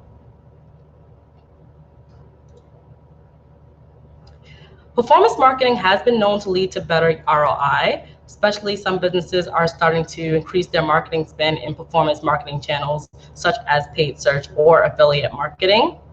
To the right, we have a little bit of a study done by Media Kicks. in which 89% of marketers say that the ROI from influencer marketing is comparable or better than other channels. Why is that?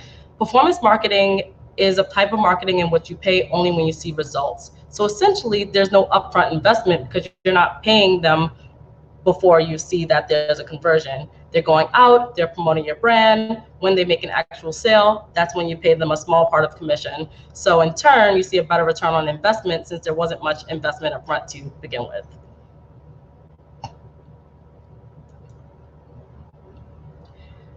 So now that we talked a little bit about affiliate marketing, using a performance marketing platform to help automate some of the manual pieces, how do you optimize your affiliate marketing strategy? Out of the box, the software that you choose will provide you with the tools that we talked about, such as referral, attribution, and reporting. However, you can further optimize by collecting more data from your affiliates upfront, segmenting your affiliates into groups, and scaling with automated tools or integrated tools. And I'll dig a little bit into these in the following slides that come up. Choose quality affiliates to work with your brand. Curation is key to having a lean and performant affiliate program. With a registration form, you can ask as many questions as you want, but you want to ask the right questions. Specifically, one, to vet affiliates to make sure they're a good fit. If you are a toy brand, you might not want an affiliate who is going to be promoting on a construction website. They don't quite go hand in hand. And then you want to segment your affiliates, but you'll need data so you know how you want to group them off. Collecting that data up front is the way to go. Here's some example questions you can ask your affiliates. Why do you want to promote for our brand? How will you promote for our brand? Or you can ask them where, but if you ask them for their individual social media handles or their website URL, that might take care of the where question. But knowing where they're posting your content, once again, goes back to, if I'm a childcare brand, I wouldn't want promotion on an adult website. So you would want to know that information up front. How often do you post new content? This is important because the more they're posting, the more they're getting your brand out there, especially if they gain more followers. That's new people who are looking at your brand and going to your site and more traffic for you. Can you tell us about the audience your content serves? This talks to the affiliate's target audience. If they're a mommy blogger, maybe they're targeting new moms, or maybe seasoned moms who are helping other new moms out. Just knowing who they're talking to so that you can get an idea if they're a good fit. And lastly, if they've used your products. It's always a win-win if they've already purchased your products. You don't have to sell your products to them just as much you have to sell to your customers, because they've already shopped with your brand and they already know and love it. And they'll be able to talk about it much better too if they've shopped with you. Once you've collected the data you need to segment affiliates, you can start to branch off into different channels. Here's some ideas of how you might segment your affiliate program. It's up to you. You can do it by channel promotion, those who are promoting via social media versus those who are using content versus those who are in forums or groups. Or you can even break it down further by actual platform, like those who are on YouTube, TikTok, Facebook. It's up to you, but segmenting the data will help you to see the change over time per channel. Method of promotion. Do links work better for promotion than coupons? Does visual banner ads or product imagery work better than coupons or links? Once you segment, you can get the data and you can make a decision about it. By geolocation and target audience. So where's the affiliate located? If you want to segment your US or your local versus international, you can create that kind of segmentation. Or going back to the affiliate's target audience, you can segment by that group as well.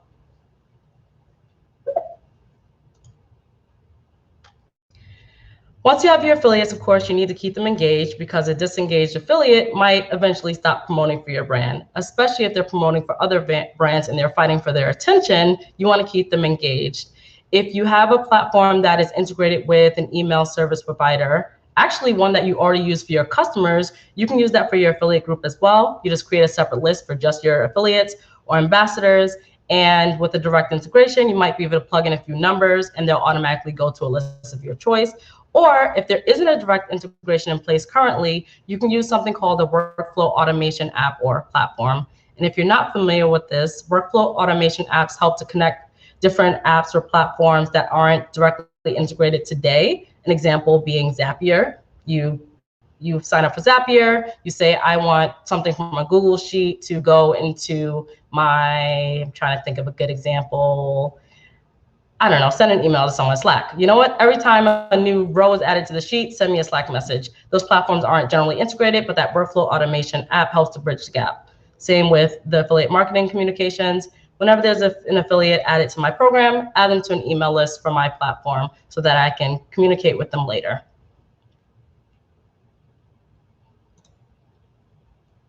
So once you have your list figured out or your integration figured out so your affiliates are added to that list, here's some ideas that you can use to communicate with your affiliates in an automated way. First, and my favorite, is send a branded personalized welcome email to your affiliates when they join your program. This is one of the first communications that your affiliates will get, so you want it to be informative, and you can also make it fun. And by keeping it branded, it keeps your branding consistent across the board.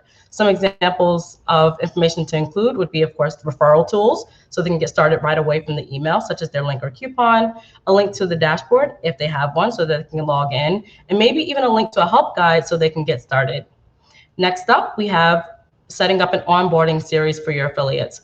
Onboarding affiliates takes time. It just does, especially if they're really new and you have to hold their hand through the whole process. That's time taken out of your day, teaching them how to use the system, teaching them what to do. If you create an onboarding series, it's little chunks of digestible information they can have over time that can help them get started without you having to do the work yourself. Next, affiliates sometimes get really excited to get started that they sometimes forget to put their payment information in. It's such a silly thing, you wouldn't believe it, but it happens all the time. So maybe around payment time, you send them a payment reminder like, hey, you're gonna get paid in 5 days. Please put your PayPal information in, or whatever that may be. Next, a monthly newsletter. This one can just be for fun or just to remind them like, hey, we're still alive, keep promoting for us. I'm just making a joke about that one, but sending them a monthly newsletter or sending them offers in case you have a new product coming out and you want the affiliates to push this product, you can send that in a newsletter and maybe even offer a tiny bit of a commission increase for promoting that new product as an incentive. So now that you have things automated and you have a well-oiled machine, you have your affiliates onboarded, they're getting an email, you're tracking that data. How do you get the most out of your affiliate marketing campaigns? First, you need to set goals for your program and then tailor your campaigns to meet those goals and use reporting to track the metrics to make sure that those goals are being met. And lastly, empower your affiliates with automation. So tailor your campaigns to meet your goals. How do you do this? Well, everyone has their own KPIs or metrics that they track for their program, and what you choose is up to you. To the right, these are common metrics that other programs have tracked, such as total clicks, conversion rates, revenue, earnings per click. I've pulled out a few of these metrics that I think are worth paying attention to for your affiliate program, such as revenue by channel or segment. Going back to that talks about segmentation by group, by channel, by location, seeing if that revenue rises or dips per channel so you can figure out where to pivot if needed or where to focus your efforts most. New customer acquisition, absolutely important. If you're working with affiliates and you're trying to reach a broader audience, you're obviously trying to obtain new customers. You want to look to see if that's true, if you're getting new customers through your affiliates and what those numbers are and how they can be improved. Conversion rate. If affiliates are sending a lot of traffic to your website, but no one's making a purchase, you could look at the affiliate, but this also gives you an opportunity to look at your site. If they're getting them to your site, but they're not converting, you might need to pair this with other tools on your site to get that sale to the end, all the way to conversion. Average order value, similar to conversion rate. If they're getting to your site, they're only buying one or two things, you might need to pair that with maybe an upsell or a post sale on your site to get them to the last mile. Gross orders versus net orders. Now this one is unique to affiliate marketing specifically, or at least I think so, because affiliates drive orders, yes, but you want to look at the quality of these orders. Are these orders being returned? Are they being canceled? Are there being chargebacks? Hopefully not. But if you see a lot of that in the numbers, then you'll want to look at these affiliates and remove them from your program if they're referring that kind of traffic, because you probably don't want that for your business. And lastly, month over month and year over year growth. You can look at week over week as well, if you want, but just seeing how the program grows or doesn't grow and seeing where you can change based on the data that's provided. Once you've set these metrics, you can set up automatic reports to track progression. I recommend setting up different kinds of reports so you can view things from a different angle. So that might be report by the affiliate's individual performance, reporting by those different channels and segments that you set up, or the individual transactions if you want to dive a little deeper into the data. Lastly, empower your affiliates with automation. Just as much as reporting and metrics are important to you, they are important to affiliates as well, because they need to see their performance to know if they also need to pivot in their own strategies for promotion, because just as much as you want to make money, they want to make money too. So their performance counts. So if they have their own dashboard, they can run their own reports, they can get their promotional tools at any time. And if you provide any visual assets for them, they can grab those and they can use them to promote with. In summary, I just want to leave you with the note that leveraging a performance marketing platform to help you automate can give you time back in your day and help you optimize your affiliate marketing strategy overall. Tracking everything in one place allows you to segment and really dig into the numbers and see what performs better than others. And lastly, using the right performance marketing platform can help you remove the guesswork when making strategic decisions, because everything is tracking all the time. It's automated and it allows you to scale. Thank you so much. If there are any questions, I will take them.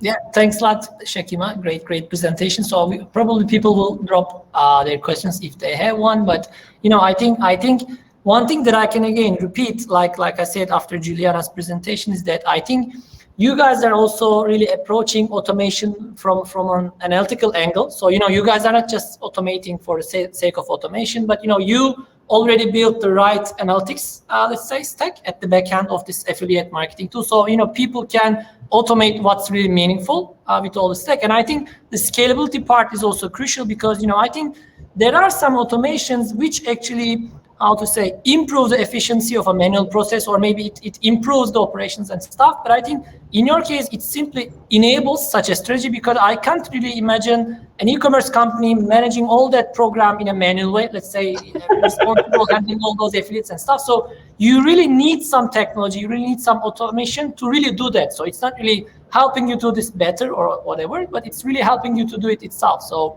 I agree with Jade saying fantastic information, Shakima. So I think we have one question from Sunit. So if I maybe just ask his question, how does Refersion compare with other major affiliate apps that work with Shopify? What makes Refersion stand out? So I think this is more like a sales pitch question, but as you are coming from a solutions perspective, I think you might be the right person to respond to that. Sure, I'll answer it briefly. Refersion, it stands out from other platforms because of the direct e-commerce integration that we have with Shopify specifically, since we mentioned Shopify. With Shopify, we're tracking the exact order data that comes from your store, and it's always in real time. So we're getting the items, we're getting canceled orders too, so you don't have to manage the cancellations piece, because working with affiliates, unfortunately, when something's canceled and they've already been paid out, that's a loss to your business. You've already, returned the money to the customer. You may have returned the items, but how can you return the commission? Because they've already got it. You can't pull it back. So we're tracking the cancellations as well. So that's one thing I find as a win, because you don't have to manually go back and claw that money and track that data. And addition, it's for accuracy. If we're getting the exact order data from the e-commerce store, we're getting that accuracy. We also automate like the coupon part of it. So if you have affiliates and you want to work with coupons, you're not manually assigning them. If they choose a code, it's pushed into your Shopify store. Trying to think of some other things that are directly connected with that platform. Yeah, that's I think more than enough. But yeah, many thanks for the nice presentation, Shakima. I think we had this session with you just in 20 minutes as planned. So I think this is the most proper session that went through. But I really thank you for your attention to time and all that. But like I said, thank you and for the time you spent with us, and also for the Refersion team's participation in this. And again, to repeat, we would like to have you guys also participating in the coming events or other content collaborations as part of this AutoMates play, let's say. But unless you have any other further thing to say, thank you. Stay safe. Thank you as well. I don't think there's anything further, but I'm looking forward to the next person's presentation. Okay. Take care then. Thank you. Bye-bye. Bye-bye. Okay, so now just in time we have Kevin Marviac joining us from Shipbob, who which actually raised a big amount of money, in case you have heard the news. So maybe we can just start with congratulating the whole Shipbob team before diving into Kevin's presentation. So yeah, congrats Kevin for that. Any comments on this big round you guys raised? Gosh. Comments. I think it's a big round, but that's not the goal, right? Whenever you raise venture capital, the goal is not to put money in the bank. The goal is to deploy better products that help more customers, and that's what we're going to do with it. The two main things we're going to really focus on are international expansion, which I'll talk about in a second, and then we're going to focus a lot on our product. We're going to make our product the default fulfillment layer in the space if it's not already, and help you guys automate even more of your workflows. So that's really what it's for. The fundraise is not the goal. The fundraise is the means to the goal. Yeah, I mean, I was simply expecting this answer, and I just asked this to warm you up. So, I mean, thank you again for joining us. So the stage is yours. You can simply share your presentation and go ahead. All right, I will do. I'm just going to share my screen. Would you prefer if I share my screen or upload something? Well, whatever you prefer. You can share actually. Yeah, it works. Now we see that. Yeah. Perfect. All right. So guys, the theme of this is automation. And one of the cool things when it comes to automation and us here at Shipbob is that we're operational automation native. That's the whole reason our company exists, is to automate some of the stickiest, hairiest, least fun parts of being an e-commerce seller, which is physically shipping your boxes. I mean, I can say as an e-commerce seller myself, I have a Shopify store called positivepartum.com. that offers products for new moms who have just had a baby, recovery products, pampery products, all sorts of fun stuff. So check it out. But I can definitely tell you that the worst part about my day as an e-commerce seller is packing and shipping and going to the post office and waiting in line. So that's really what we exist to do, is automate. So we're going to talk a little bit about how you can leverage automation like Shipbob to expand your fulfillment capacity and efficiency. So about me really quick, I'm Kevin Marviac. So thanks for the introduction, Burç. I lead the partnerships team today at Shipbob. I previously was head of our product team on the merchant facing side, but we've just realized partnerships are so important to us. Connectivity is really important to our business. So I moved over to partnerships about 8 months ago. Previous world, I was an entrepreneur, a couple-time entrepreneur, mostly in the ed tech space. I also worked in growth at Airbnb and Pressbox, which was acquired by Tide Cleaners, Procter & Gamble. And I used to work in the wine space. So I worked in wine for 6 years. I live in Northern California in wine country right now.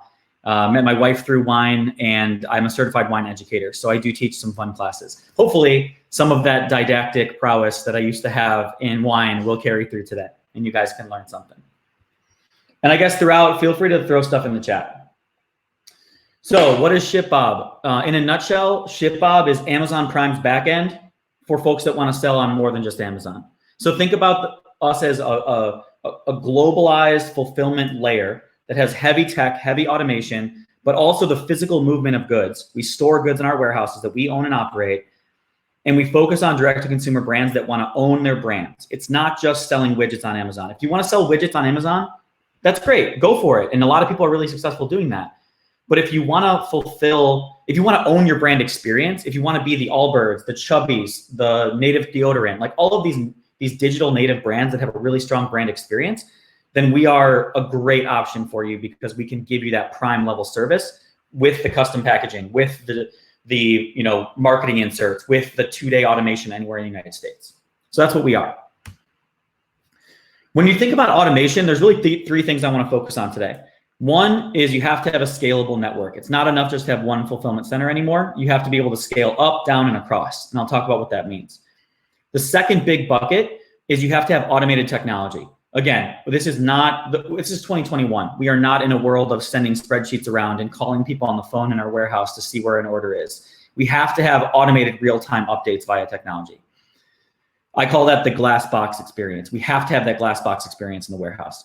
And then the third thing is we have to be able to provide customization at scale. So it's great to have scale. It's great to have, modularity. It's great to have automation. But if you can't customize your brand experience, how are you going to stand out?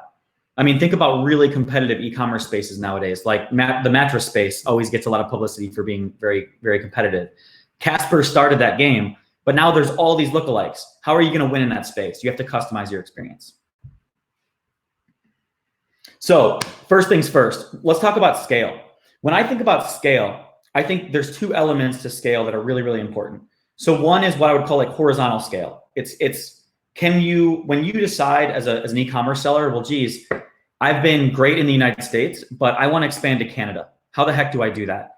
That's a really complicated decision. You need a partner, whether it's us or whether it's a consultant or somebody that knows what they're talking about to figure out how you sell in another country and deal with duties, deal with where you should warehouse, deal with which carriers to use. Do you want to use Canada Post or should you use UPS or DHL, right? These are all questions that are going to come up. And so you have to figure out how you can scale horizontally when you want to go broad. Another example would be like a product line that you start selling wholesale. So if you're direct consumer native and all of a sudden you ink a big deal with, I don't know, Ulta or Target.com, you have to be able to ship wholesale and not everyone can do that. And there's lots of regulations, frankly. So you got to have a partner that can help you out. So that's one thing, is horizontally scaling. The next thing is vertically scaling, which I think this is a quote from Michael Peters from TB12. That's Tom Brady's brand, supplements brand, and they're a partner of ours.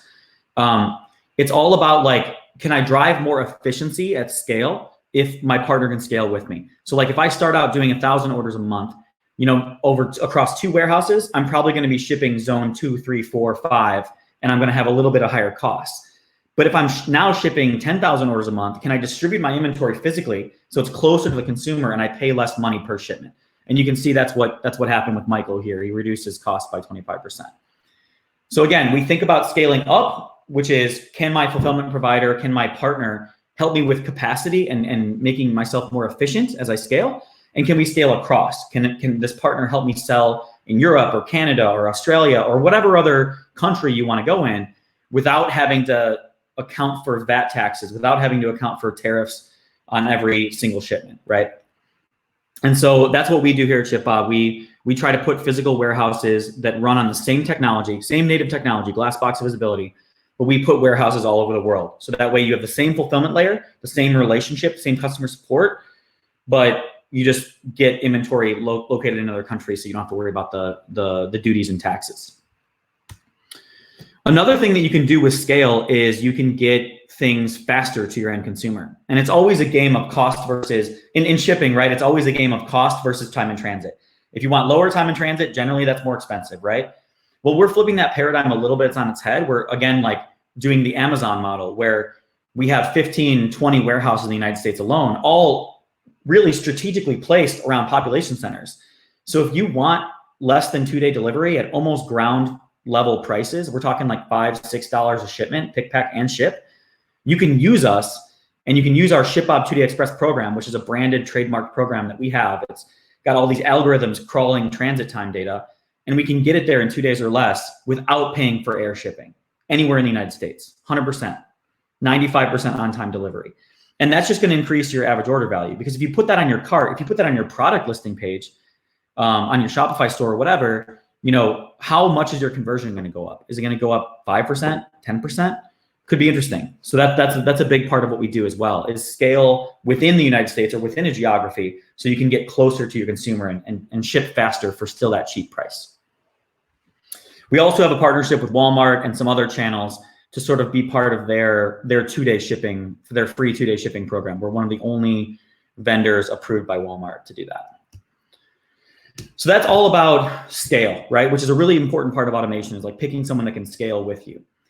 The second part about this in automation and general fulfillment is getting your time back, right?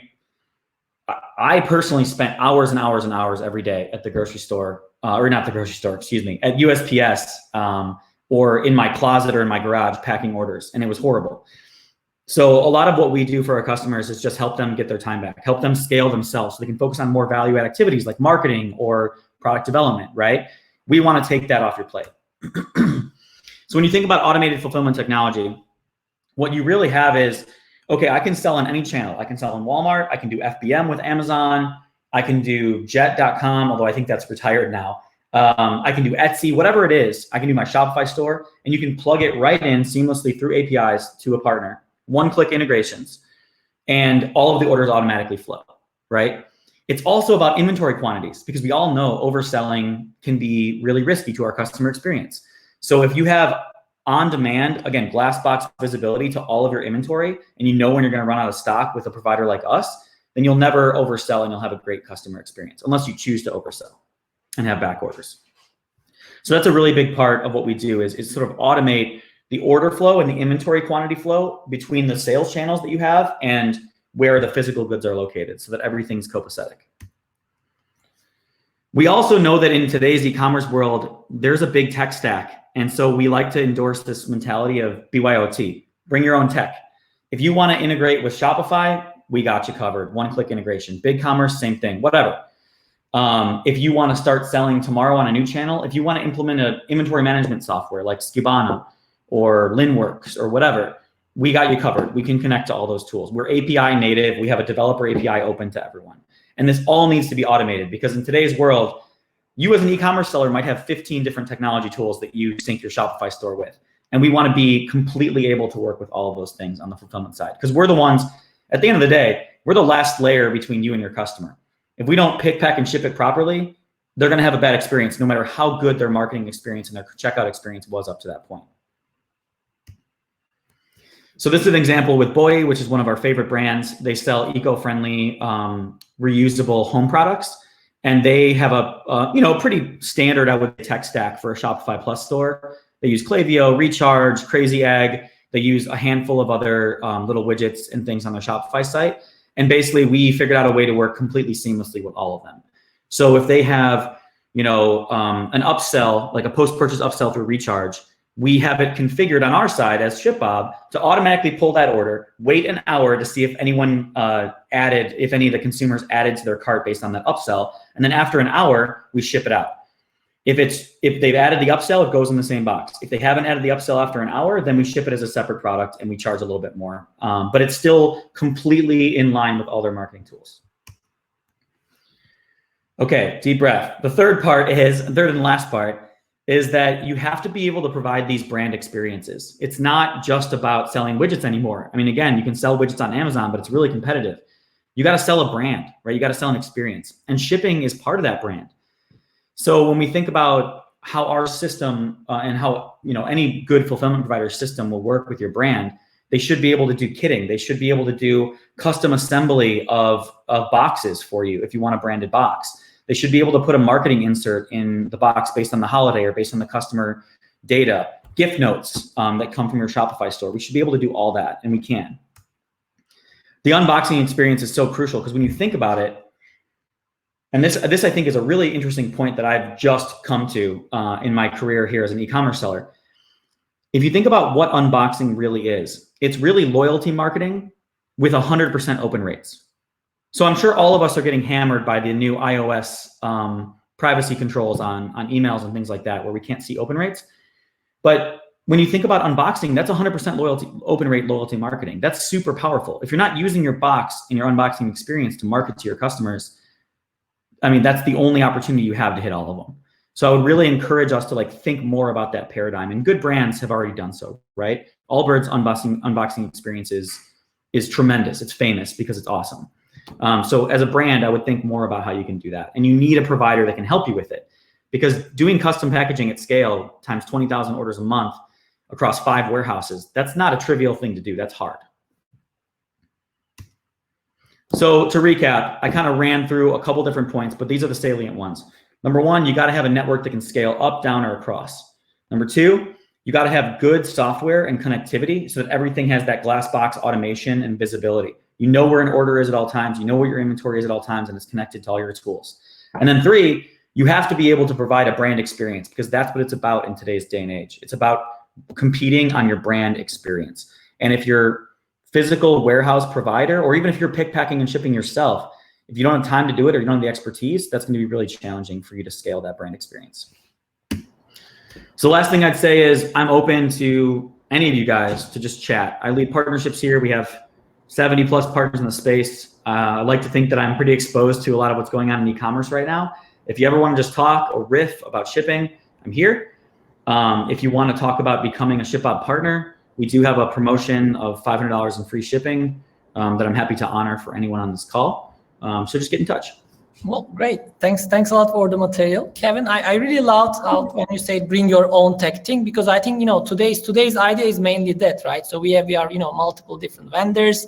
Some of us are integrated with each other. For example, you guys are, I guess, integrated with Gorgias, right? So maybe if you explain us how you guys are integrated with, and what kind of actually strategy does it provide to merchants? I think it can also, draw this image better. So how these different vendors, looking separately on paper, can also integrate with each other. Yeah, sounds great. So we have like 40 plus integrations, and they really run the gamut. Some integrations are purely about order flow, inventory flow. So it's all about like the nuts and bolts of what fulfillment data needs to happen. So like our integration with Shopify, we ingest orders, we pipe back up inventory counts, right, and tracking information. When we talk about like Gorgias or value add tools like a KickPay is another one that we have, or Pashama. These are all tools that use our ecosystem, use our unique shipping data from your account to add additional value outside of shipping.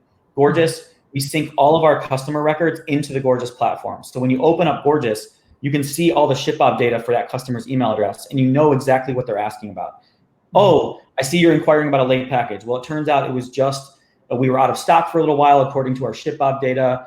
And then we got it out end of day yesterday. It's shipped by UPS ground. Here's the tracking number. I'm sorry you haven't been updated yet. And you don't have to leave Gorgias to do it. That's the power, right? You talk about an integration like Pashama, which is our carbon neutral partner. You click one button and you're offsetting all your carbon for all of your shipping worldwide. So you can be a fully carbon neutral brand by clicking a one-click integration with us and letting us handle the rest. So I think there's all sorts of different integrations that can add sort of scope and scale and brand experience to your platform. Yeah, I mean, I can totally see this platform strategy playing well, actually. And this was also the reason why I also wanted to put you guys at the end of the seminar, webinar, because you guys are kind of sort of the last mile.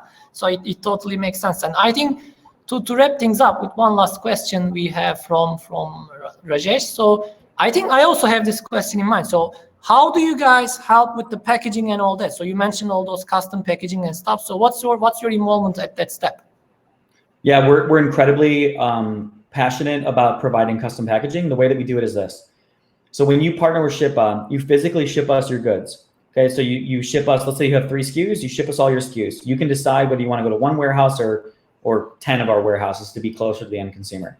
Once you're there, you ship us your physical custom packages as well. So you whatever custom packaging provider you work with, or we have ones that work out of the box with us, you design the package, they send it to us, we warehouse the boxes like a normal SKU.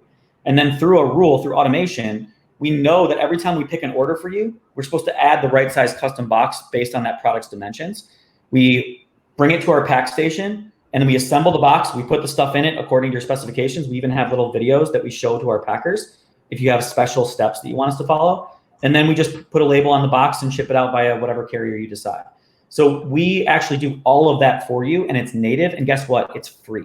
We do not charge extra for custom packaging. We are the only fulfillment provider in the space to not do that. Yeah. Well, sounds great. We also have one question from Jade. So great stuff, Kevin. Yeah, I agree. Sure. And in terms of boxing experience, what's the most minimal addition that might improve customer experience? So maybe the low-hanging fruit part. So would something as simple as a note card can work, for example? So what's really the low-hanging fruit over there? Jade is asking. Yeah, that's a good question. I would say probably like some sort of generic marketing insert is certainly the lowest hanging fruit. And it's super low cost. Like typically you can get big prints of postcard type stock for, whatever, 25 to 30 cents a piece. So I'd say that's a good start. Where I think it gets more interesting though is dovetailing it with your brand experience. Like for me with Positive Partum, it's all about celebrating the new motherhood. It's about celebrating the gift of life. And so we wanted it to be really, really premium, and we wanted it to make the mom really feel special and good. And so we decided to fully invest in like a fully custom mailer with like a quote on the inside, with nice dunnage on the inside, with tissue paper and a nice sticker that says, "You're an amazing mom." You know, like we really wanted to invest in it. So it just depends on your brand, but a marketing insert is probably the lowest cost way to start. Yeah, makes total sense. Yeah, but thanks a lot, Kevin. I totally agree that it was great stuff, and I wish you the best of luck with those European expansions. You know, becoming that platform that sort of, let's say, runs the world, shipping going on. But yeah, and also thank the Shipbob team, and also congratulations once again with that round. I agree that this is not kind of like an achievement, but it's actually a step towards maybe bigger ones. But yeah, thanks a lot for joining today, and we look forward to having you on the coming AutoMates session, hopefully. Sounds great. Thank you so much. Okay, stay safe. Take care. Okay, so as we said goodbye to Kevin, so maybe it's also better for me to recap everything and actually finish this event with our bit of introduction, our presentation from pricing.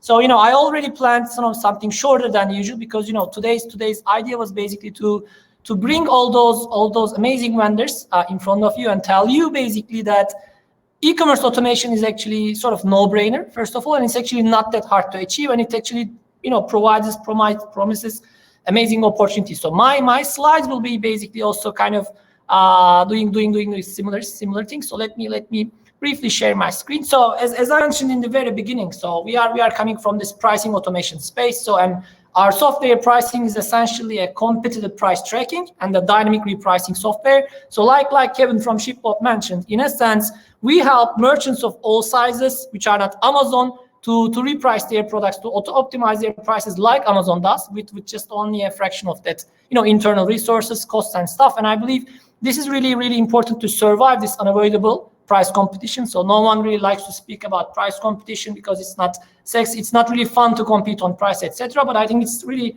fundamental to survive in such a dynamic environment. And today I would like to, emphasize on that.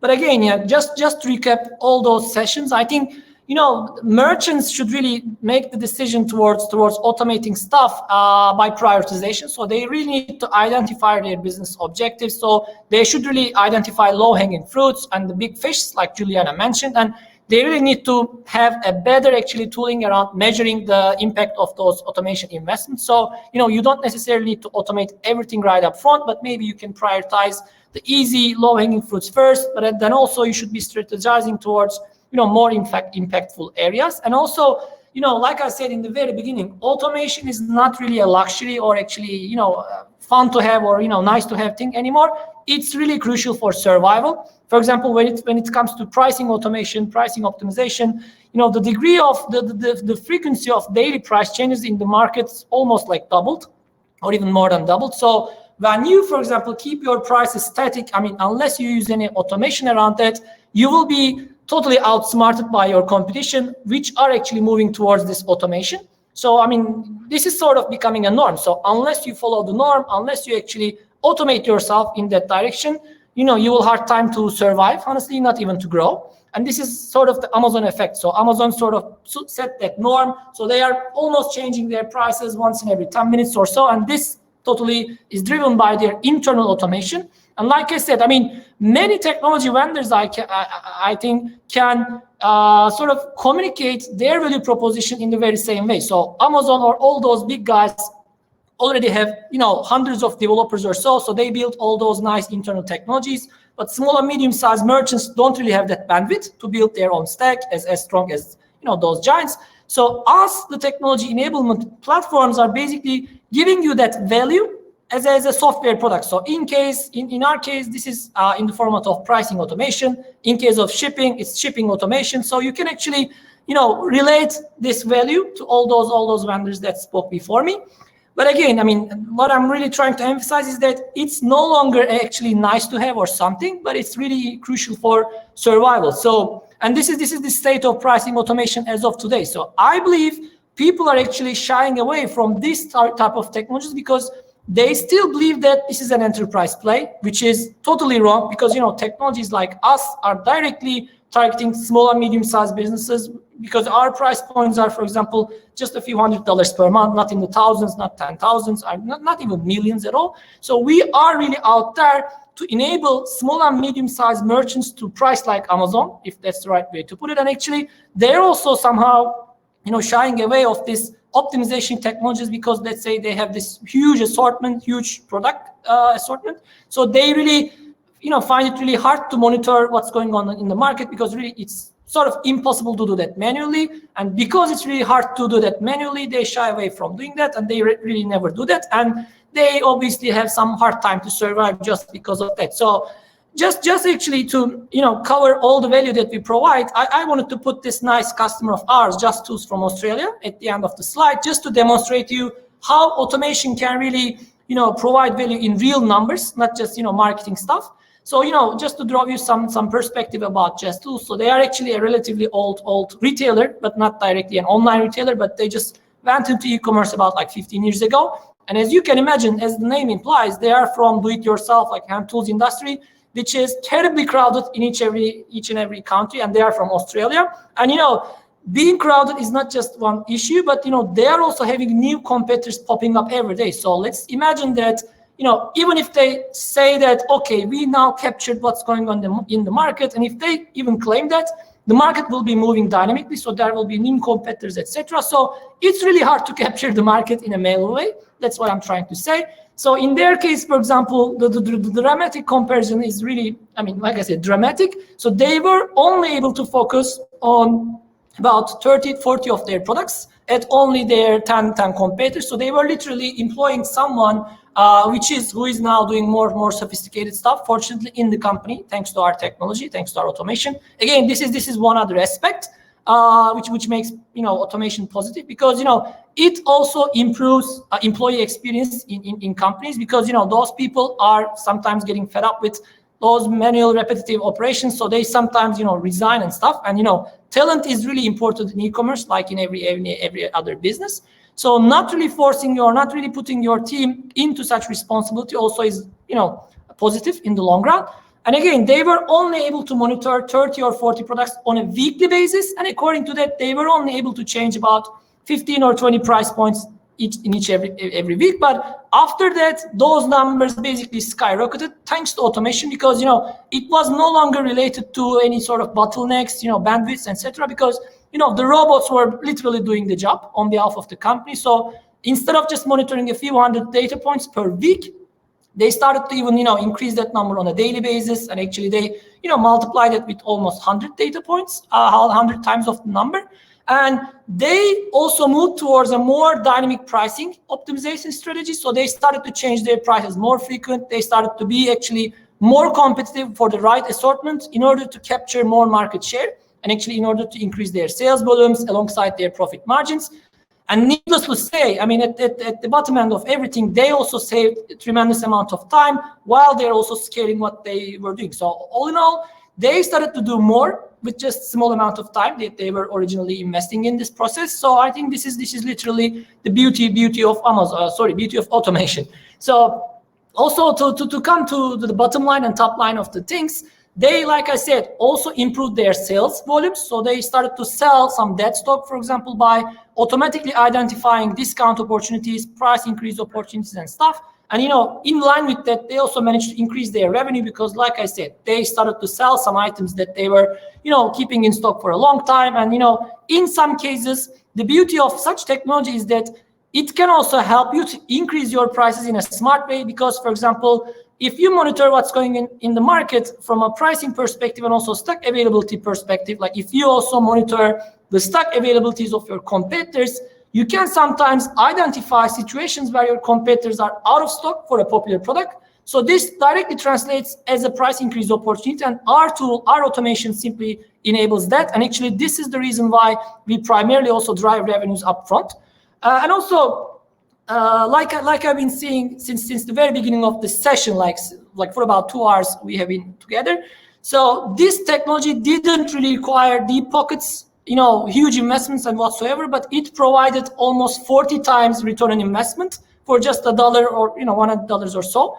So all in all, just to wrap up all these sessions, I totally encourage you guys to think with an automation mindset. But in case of automation, people also try to think things as if they could also build stuff. But I think in e-commerce, building the technology stack like Amazon did is actually not really that relevant for small and medium-sized businesses, because in the beginning you might feel like you are gaining freedom from building your own stack. You might even think that you are actually saving money because you're not paying to those vendors.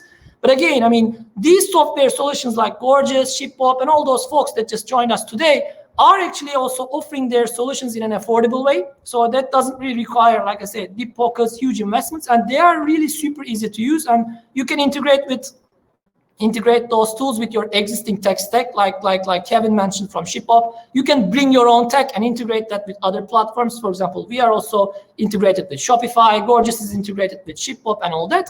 So, I mean, definitely don't hesitate automating stuff just because of the fact that you are not really that big yet. You don't have that much of budget. But all in all, I really would like to thank everyone, like hundreds of merchants or partners, e-commerce people signed up for our session today.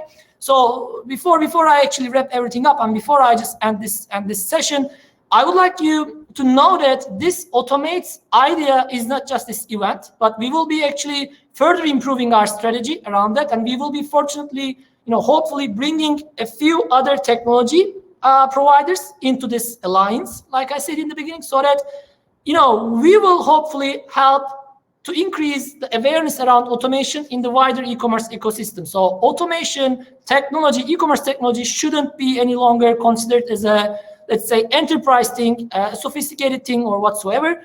It became something that's really going to help you to survive, not really, just to grow. So keep in mind that we are here to help in regards to pricing automation as pricing, but also keep in mind that there are various other apps, technologies who are also ready to help you with any kind of manual bottleneck you are facing today or you project to face in a coming month or so.